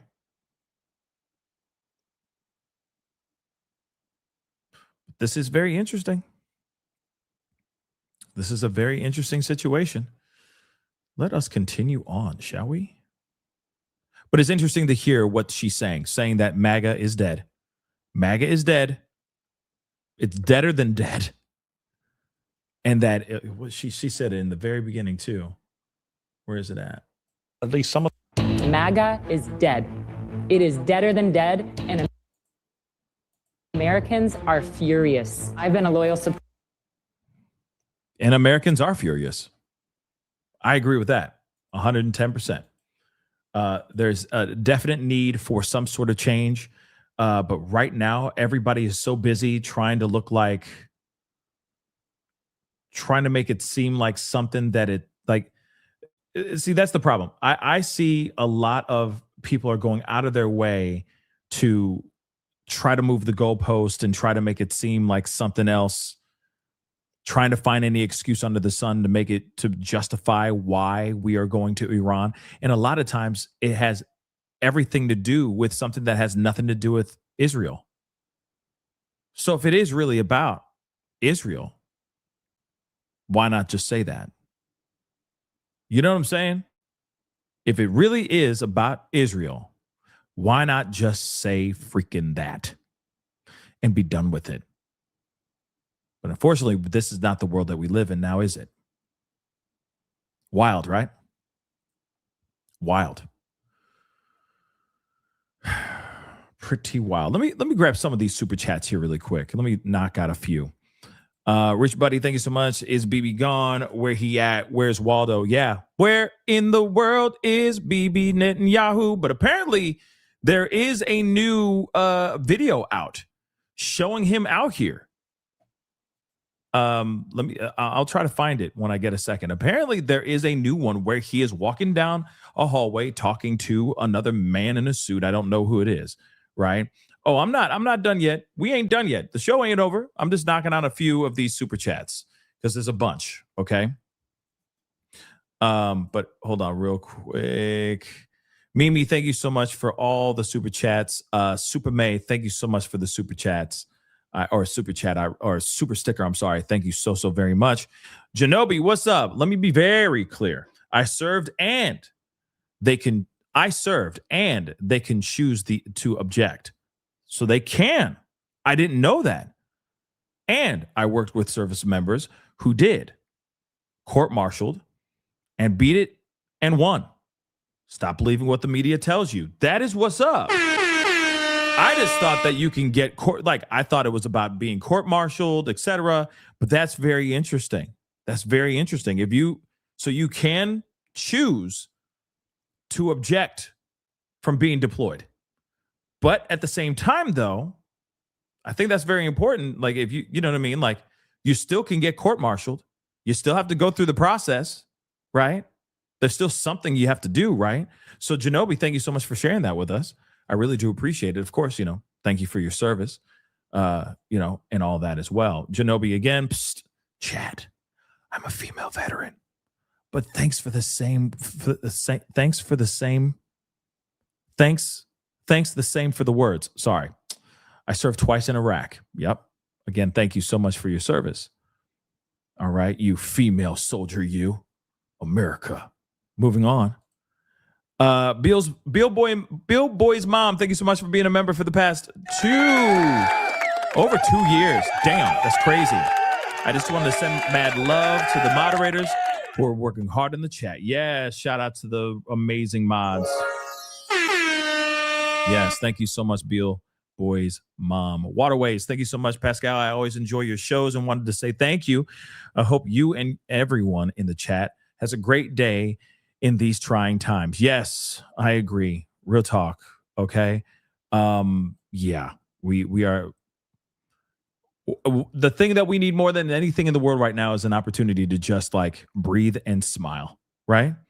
Have reasons to celebrate, not because of St. Patty's Day or anything of that sort. Just because we just breathing on the other side of this dirt.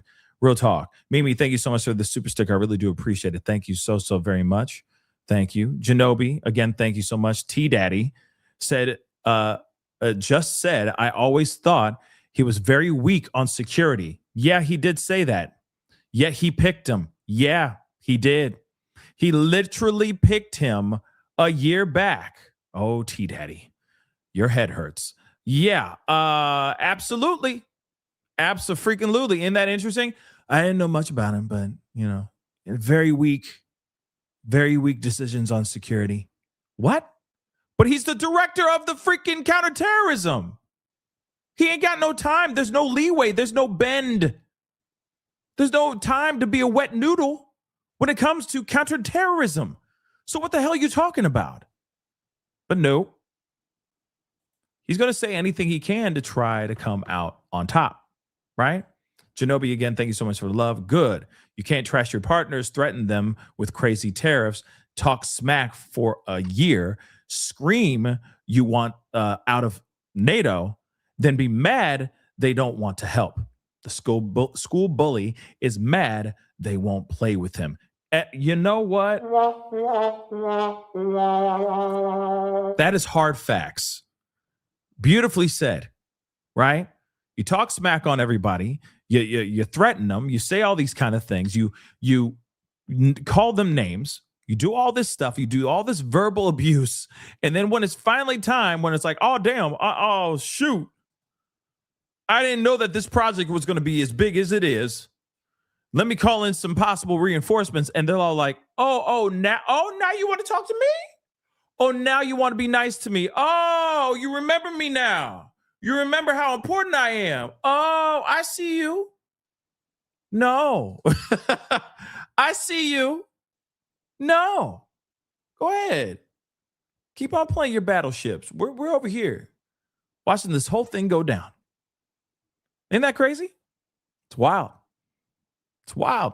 It's wild. Superman, thank you so much. War is never the answer. Yep, it's never the answer. I agree. Rod, let me get one of these and then we're going to go into the next piece here for a second. Rod, thank you so much. To say the BBC did AI on him. BBC is literally the most credible source. BBC, Reuters, and the Associated Press are literally the gold nonpartisans. But, you know, it's kind of wild because you list all those news outlets and there's so many people that will sit there and go, they're all trash. You know what I mean? Like they'll make up a whole bunch of things to make it seem like something. And I'm going to be real. Yeah. BBC, Reuters, Associated Press. And then there's a slew of other, nonpartisan outlets that put out facts.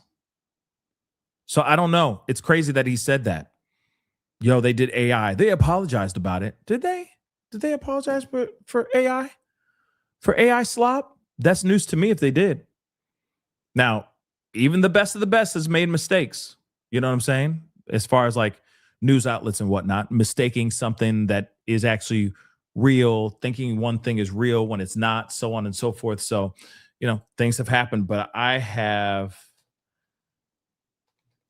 not seen whatever potential AI slop that they were talking about, right? Hold on. Let's see here.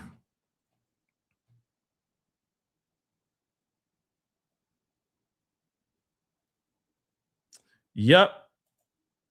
In the last 8 hours, hold on. Let's take a look at this really quick.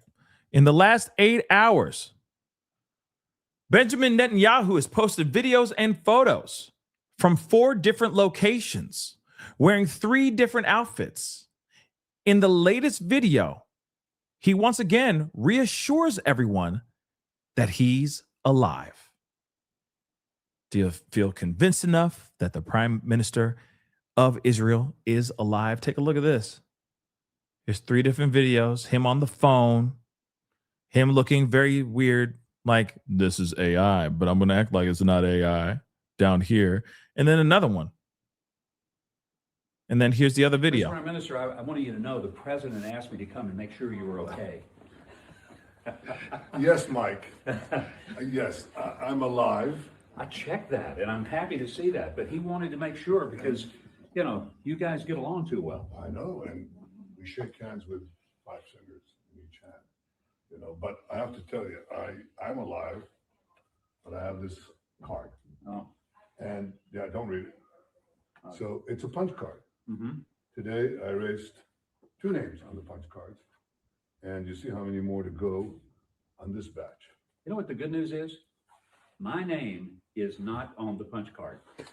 Your name is on the list of the good guys. Thank you. And what the president, the U.S. forces are doing is incredible. We're very proud to stand shoulder to shoulder with them. And getting rid of these lunatics would like to develop nuclear weapons and the means to deliver them to every American city after wiping out Israel. They ain't going to do that. We're wiping them out. I love it. Thank you, Mr. Prime Minister. Good to see you. Thank you, Mike. Thanks. Oh, okay. Okay. First off, I didn't know the new style in Israel is to be rocking a full-on suit and then also have some on-cloud sneakers underneath. I didn't know that was the thing. If you notice, he is wearing on-cloud sneakers. He's wearing sneakers. Just so you know. You never know. His feet might be bad. You know what I mean? His dogs might be barking from running from these bombs and hiding out. You never know. You know what I mean? His best shoes, his best loafers might be covered in rubble right now as we speak. Okay. But there's something about this that just doesn't feel real to me at all. Let's talk about it. Here's the thing. Yeah, he has walking sneakers, I guess. Yeah. What is he in New York? Because, you know, the only other place I know that has actually walking shoes to get to and from are New Yorkers. And then they put their good shoes on when they get to the place. You feel me? Ladies, you know what I'm talking about. Okay. Ladies who live in New York or have lived in New York at least. Okay. Y'all have your walking shoes. And then when you get to your place of work, that's when you put on them heels. You feel me? But he's wearing sneakers. He's wearing on-cloud OC sneakers, on-cloud sneakers. Okay. With his outfit. That's not AI. That's not saying, oh, that's proof that's AI. No. It's just an interesting, it's just a very interesting fashion choice. But here's the other thing, okay? Here's something else I want to point out, all right? The acting is terrible. Now, it could just be that they just never did very good in acting, you know, and this is the first time that they've done anything acting-wise in a really long time since they, you know, I don't know, what was the lead in Our Town in high school, you know what I'm saying? But nonetheless, the acting seems a little bit wooden, so it seems like it could be AI because of how wooden it is. You see what I'm saying? Hold on. Here, let's just break this down, shall we? Let's break it down. Let's take a look at this, because apparently this is them trying to say, can't you see that he's alive and real? He's alive and well. Mr. Prime Minister, I wanted you to know the president asked me to come and make sure you were okay.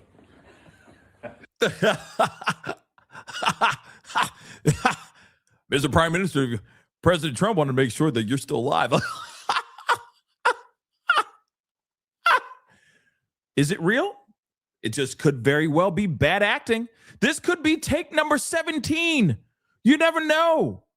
You never know. This could have been the situation where they thought that they were, you know, the next Stanley Kubrick is behind the camera and saying, nope, we're doing it again. For the 17th time? Yes, we're doing it until it's perfect, right?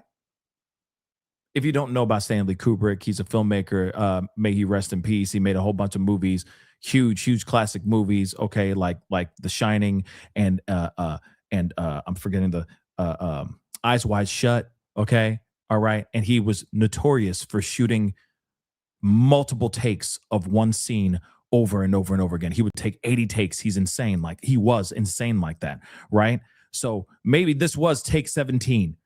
And this guy is just trying really hard to make sure that these guys really sell that this is an impromptu,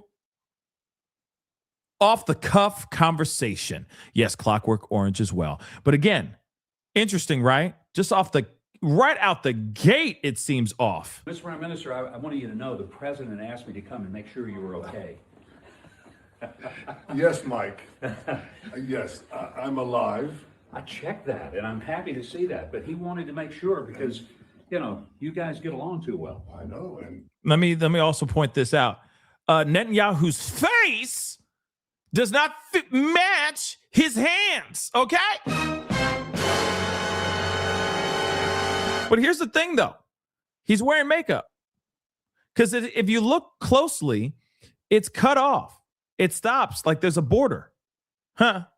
There's a border. There's a line in his makeup. Whoever did his makeup didn't even bother to try to blend.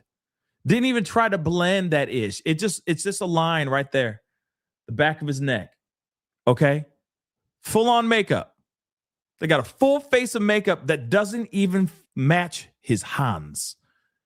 So this must be his summer foundation. Okay? That's his summer foundation. And he just hasn't been out in the sun like that. So that's why his hands are paler than his face. But that doesn't mean that it's AI. And look at his sneakers. He's wearing sneakers, y'all. Sneakers. Okay. Yes, everything's forced. Everything's fake. But that could just be really crappy acting. we shake hands with 5 fingers in each hand, you know. But I have to tell you, I'm alive, but I have this card. Oh. And yeah, don't read it. So it's a punch card. Mm-hmm. Today I erased 2 names on the punch cards. By the way, who's this guy? I don't know who this guy is. Who is this guy?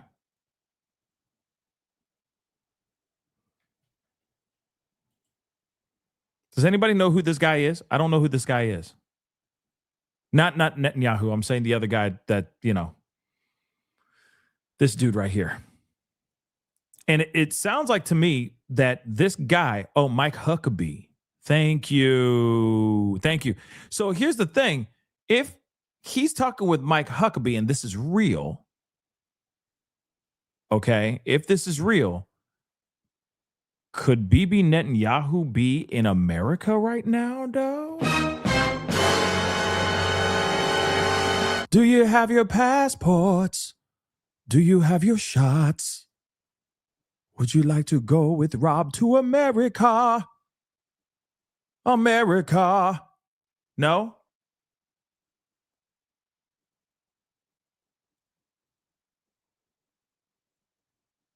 I'm just curious.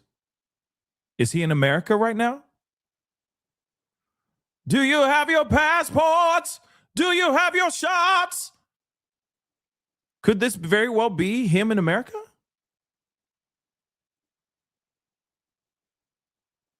So Huckabee's in Israel as well and has been.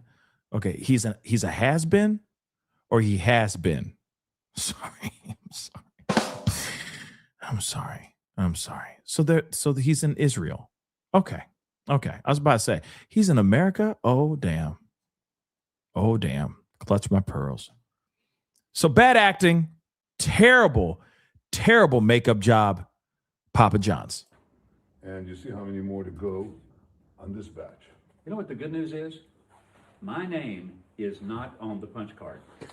Your name is on the list of the good guys. Thank you. And what the president, the U.S. forces are doing is incredible. We're very proud to stand shoulder to shoulder with them. And getting rid of these lunatics who would like to develop nuclear weapons and the means to deliver them to every American city after wiping out Israel. They ain't going to do that. We're wiping them out. I love it. Thank you, Mr. Prime Minister. Good to see you. Thank you, Mike. Thanks. Take care. Good to see you. Well, I'm happy I'm not on that list. Interesting, right? We're gonna play one more time, uninterrupted. This is acting 101. This is not even acting 101. This is not even acting. This is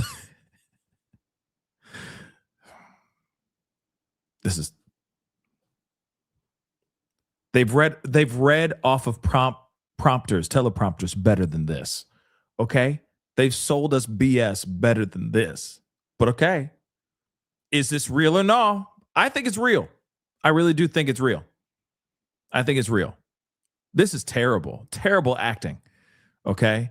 But I think it's real. Mr. Prime Minister, I wanted you to know the president asked me to come and make sure you were okay.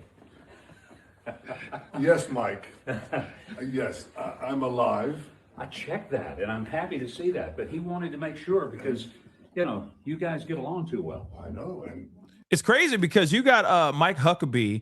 He's doing that like high school theater thing. You know what I mean? Watermelon, watermelon, watermelon, watermelon. You know what I'm saying? He's like, hey, everybody. You know what I mean? We want to know, Prime Minister Netanyahu, if you're alive and well. And then, you know, you can see Netanyahu got some skills. Like he's used to acting. He is the Prime Minister of Israel, right? So he's kind of used to the faking the funk, right? So he's like, he's a natural. He's a natural. You see what I'm saying? He's like, yeah, I'm here. I'm alive and well. Look at this list. I don't know. I don't want you to see it, but I got a list right here. We got a hit list, and we're taking them down one by one. You see what I'm saying? You got like high school theater with like he's channeling his inner Al Pacino. You know what I mean? Great ass. Isn't that crazy? Okay, let me just play it again. The beginning. I'm gonna stop. Okay.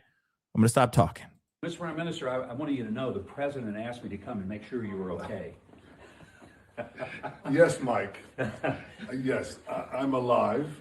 I checked that, and I'm happy to see that. But he wanted to make sure because, you know, you guys get along too well. I know, and we shake hands with 5 fingers in each hand. You know, but I have to tell you, I'm alive, but I have this card. Oh. And yeah, don't read it. So it's a punch card. Mm-hmm. Today I erased 2 names on the punch cards, and you see how many more to go on this batch. You know what the good news is? My name is not on the punch card. Your name is on the list of the good guys. Thank you. And what the president, the U.S. forces are doing is incredible. We're very proud to stand shoulder to shoulder with them. And getting rid of these lunatics would like to develop nuclear weapons and the means to deliver them to every American city after wiping out Israel. They ain't going to do that. We're wiping them out. I love it. Thank you, Mr. Prime Minister. Good to see you. Thank you, Mike. Thanks. Take care. Thank you. Yeah, he's alive. He's alive. I don't think it's AI. I don't think it's AI.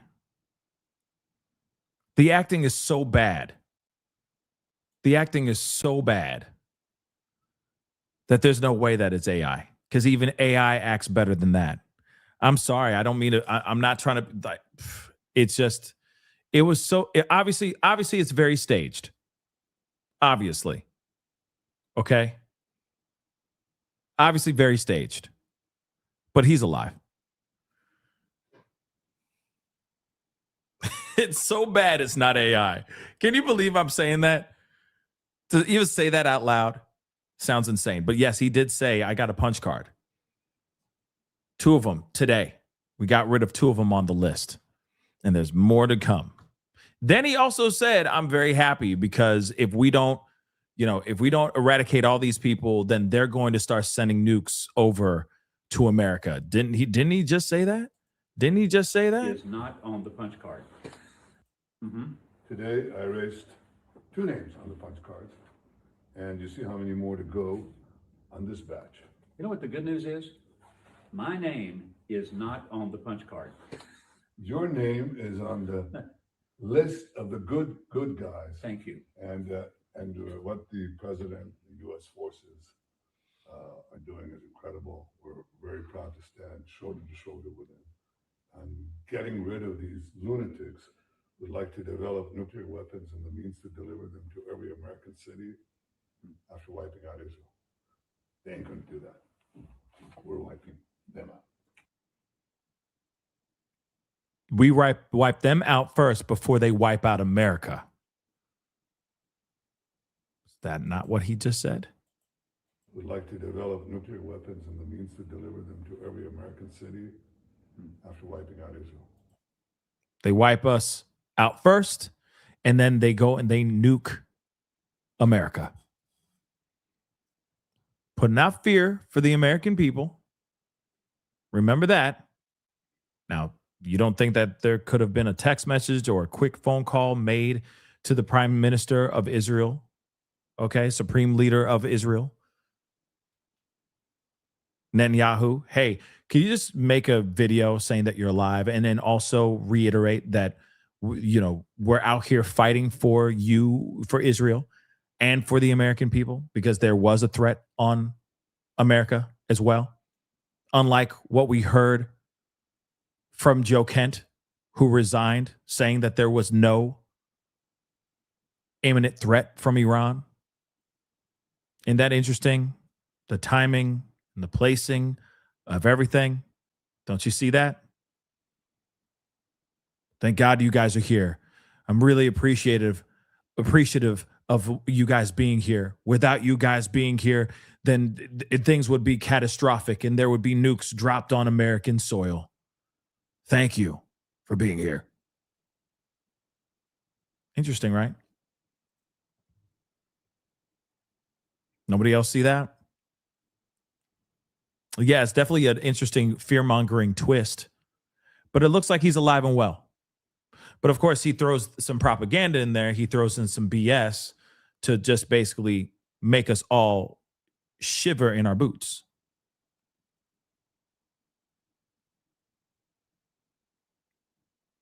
Yeah, he's alive. So we can squash that. There's a lot of factors in there. I didn't see any glitches in the video, but I'm sure somebody's going to like zoom in and go, well, what's up with his face or something like that. You know what I mean? But I think that is very, yep. People are talking about his sneakers. Real talk. Look at that. People are literally going, what's up with the sneakers, man? And it could very well be that he, you never know. He might have bad feet. You know what I'm saying?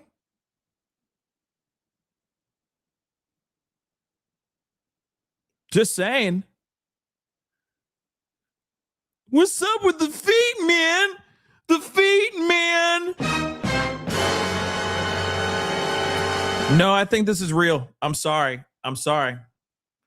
It's real. It really is real. It really is real. See what I did there? But I think it is real. The video. I don't think it's AI slop. I think it's real. Ain't that crazy?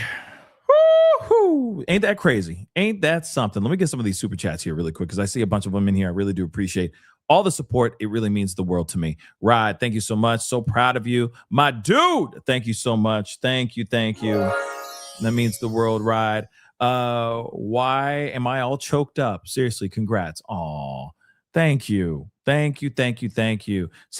what's up? Thank you so much for becoming a member. And just like Sapphire, consider becoming a member by hitting that join button down below. These epic shows, one thing is for sure. I'm really enjoying doing these epic, like these morning kind of like big streams with you guys. They vary sometimes just depending on my hours and when I can get in here and do this stuff. But I am really enjoying doing a lot of coverage on things that are going on. I know a lot of it's been very Iran based, but I'm sure, or Iran war based, but I'm sure, the news changes, every month the news changes. Next month could be something else. It could be more information about Nancy Guthrie. I don't know. You know what I mean? So I do appreciate you guys like just being here, supporting, and just being a part of the live streams. You know what I mean? And I think it's going to be like this for a while until, unless there's like some big true crime case that we're talking about and we're focused on, or until this Iran war starts to dissipate or it stops, we will be covering everything and just doing these live conversations, right? So redheaded lefty, thank you so much for the love. I appreciate it. And I'm playing catch up, but congrats on 200,000K. Thank you so much. Thank you for all you do. Your commentary helps keep me sane with all the madness going on. Oh, thank you. Thank you. Thank you. Thank you. Thank you. Thank you. It means so much to me.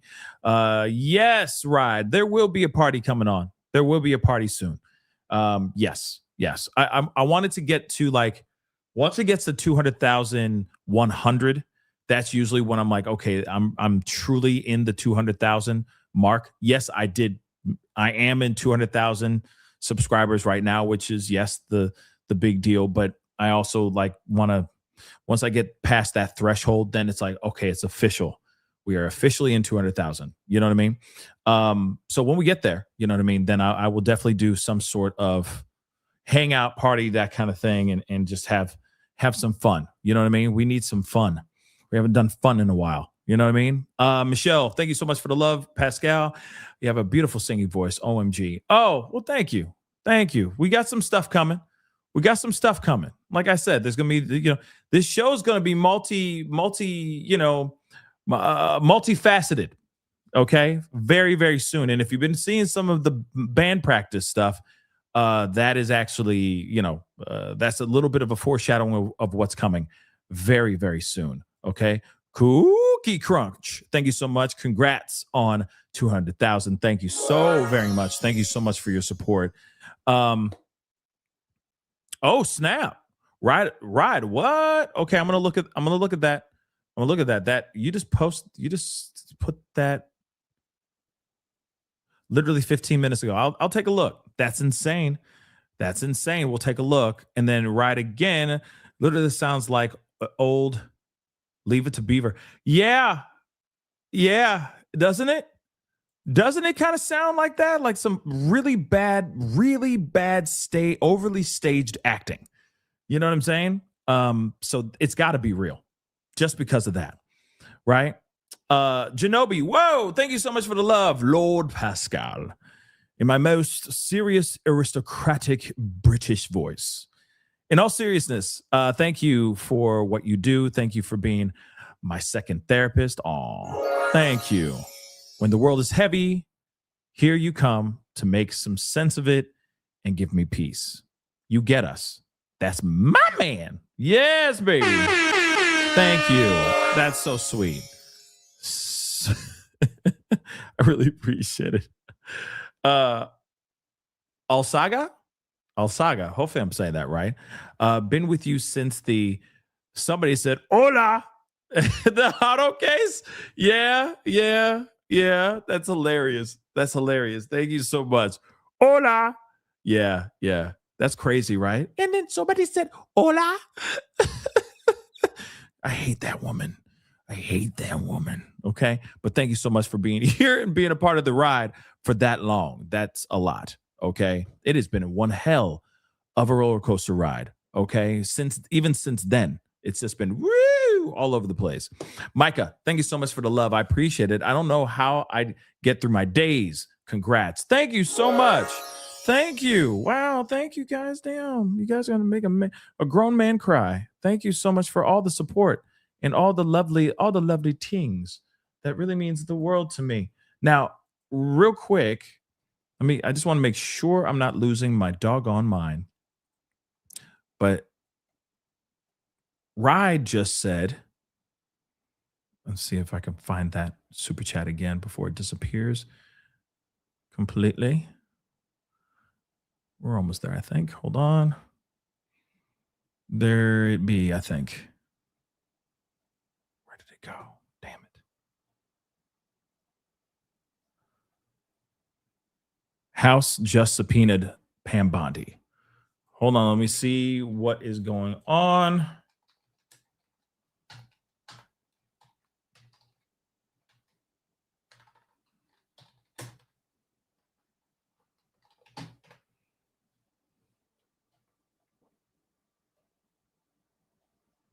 I see things from like 12 days ago, but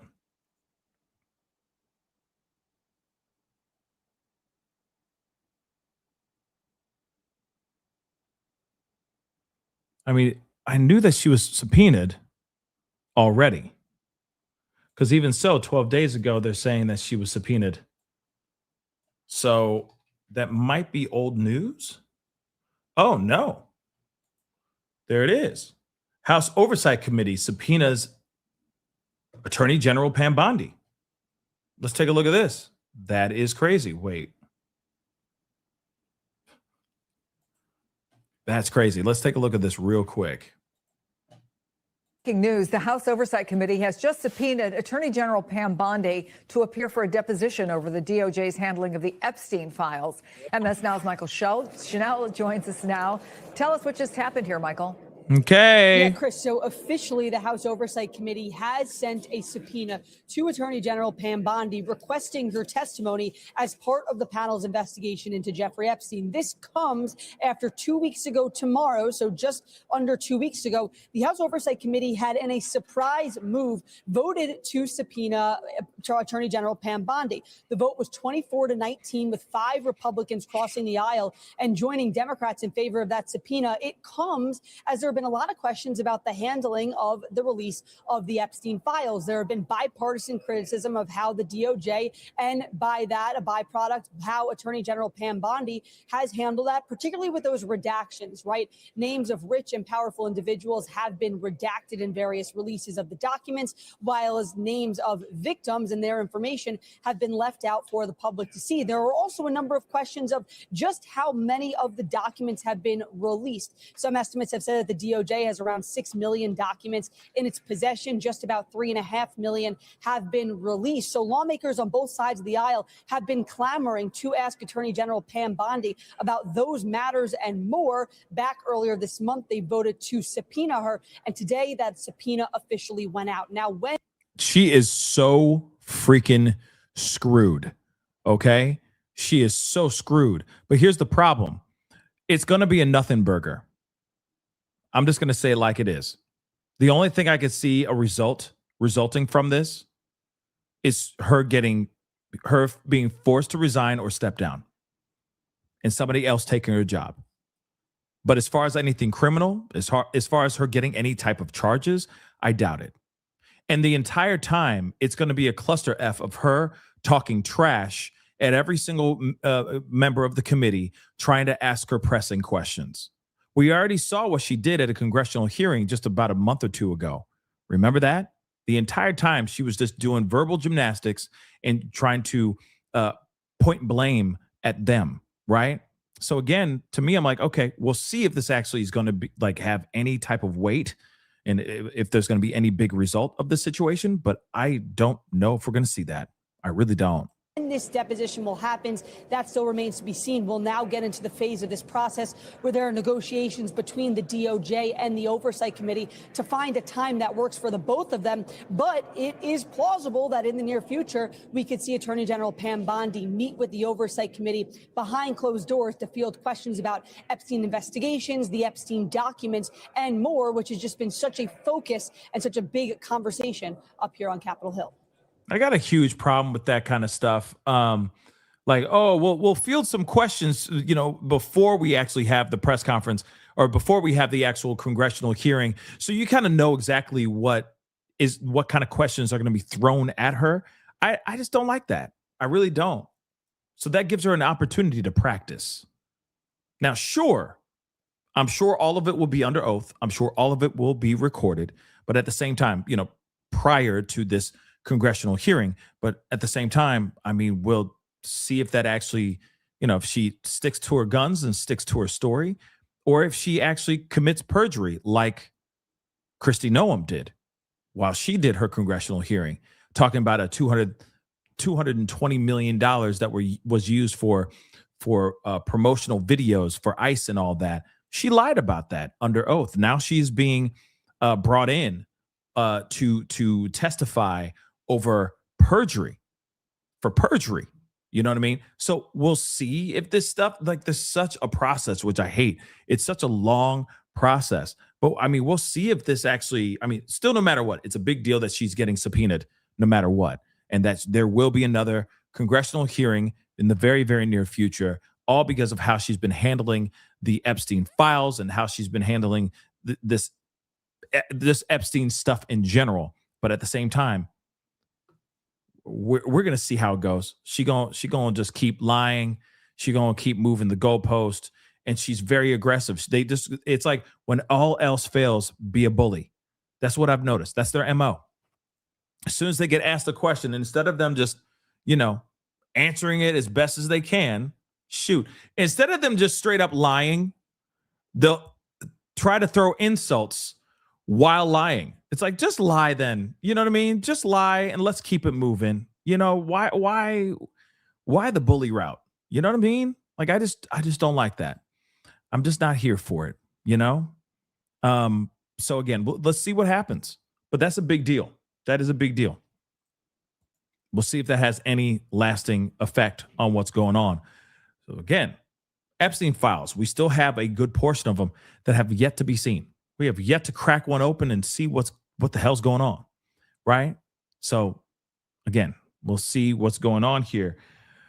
But guys, let me get these other super chats here really quick. Ride, thank you so much for the love. To add to what General just said, you were like a second therapist after losing my cat this weekend, which again, my condolences to you, to your cat and everything. Losing a pet is really tough. Real talk. You're the first that has made me smile. Thank you so much. I appreciate that. Just doing my job. Just doing my job, man. Just doing my job. Michelle, thank you so much for being a member for over 19 months. I appreciate it.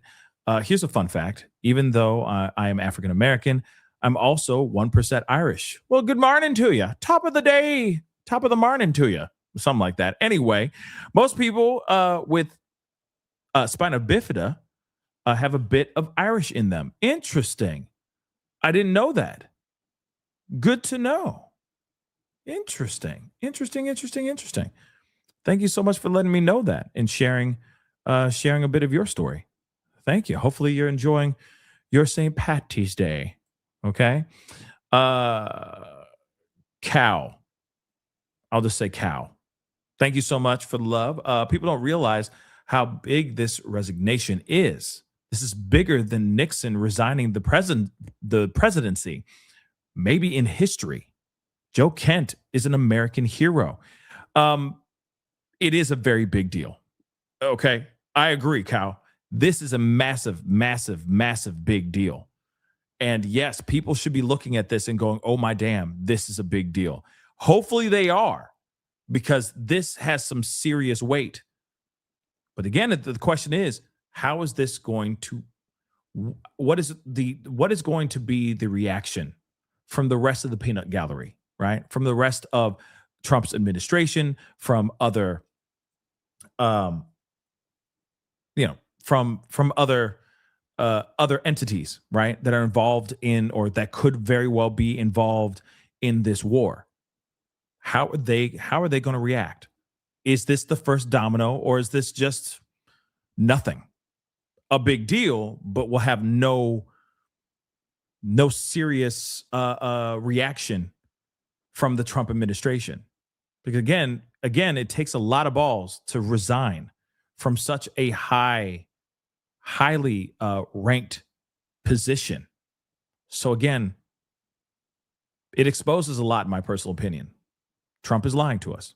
The administration is lying to us, but they always have been. That's the problem, at least in my personal opinion. And until I see otherwise, I'm still going to stand 10 toes down on that. But again, like I said, how is this going to affect our country?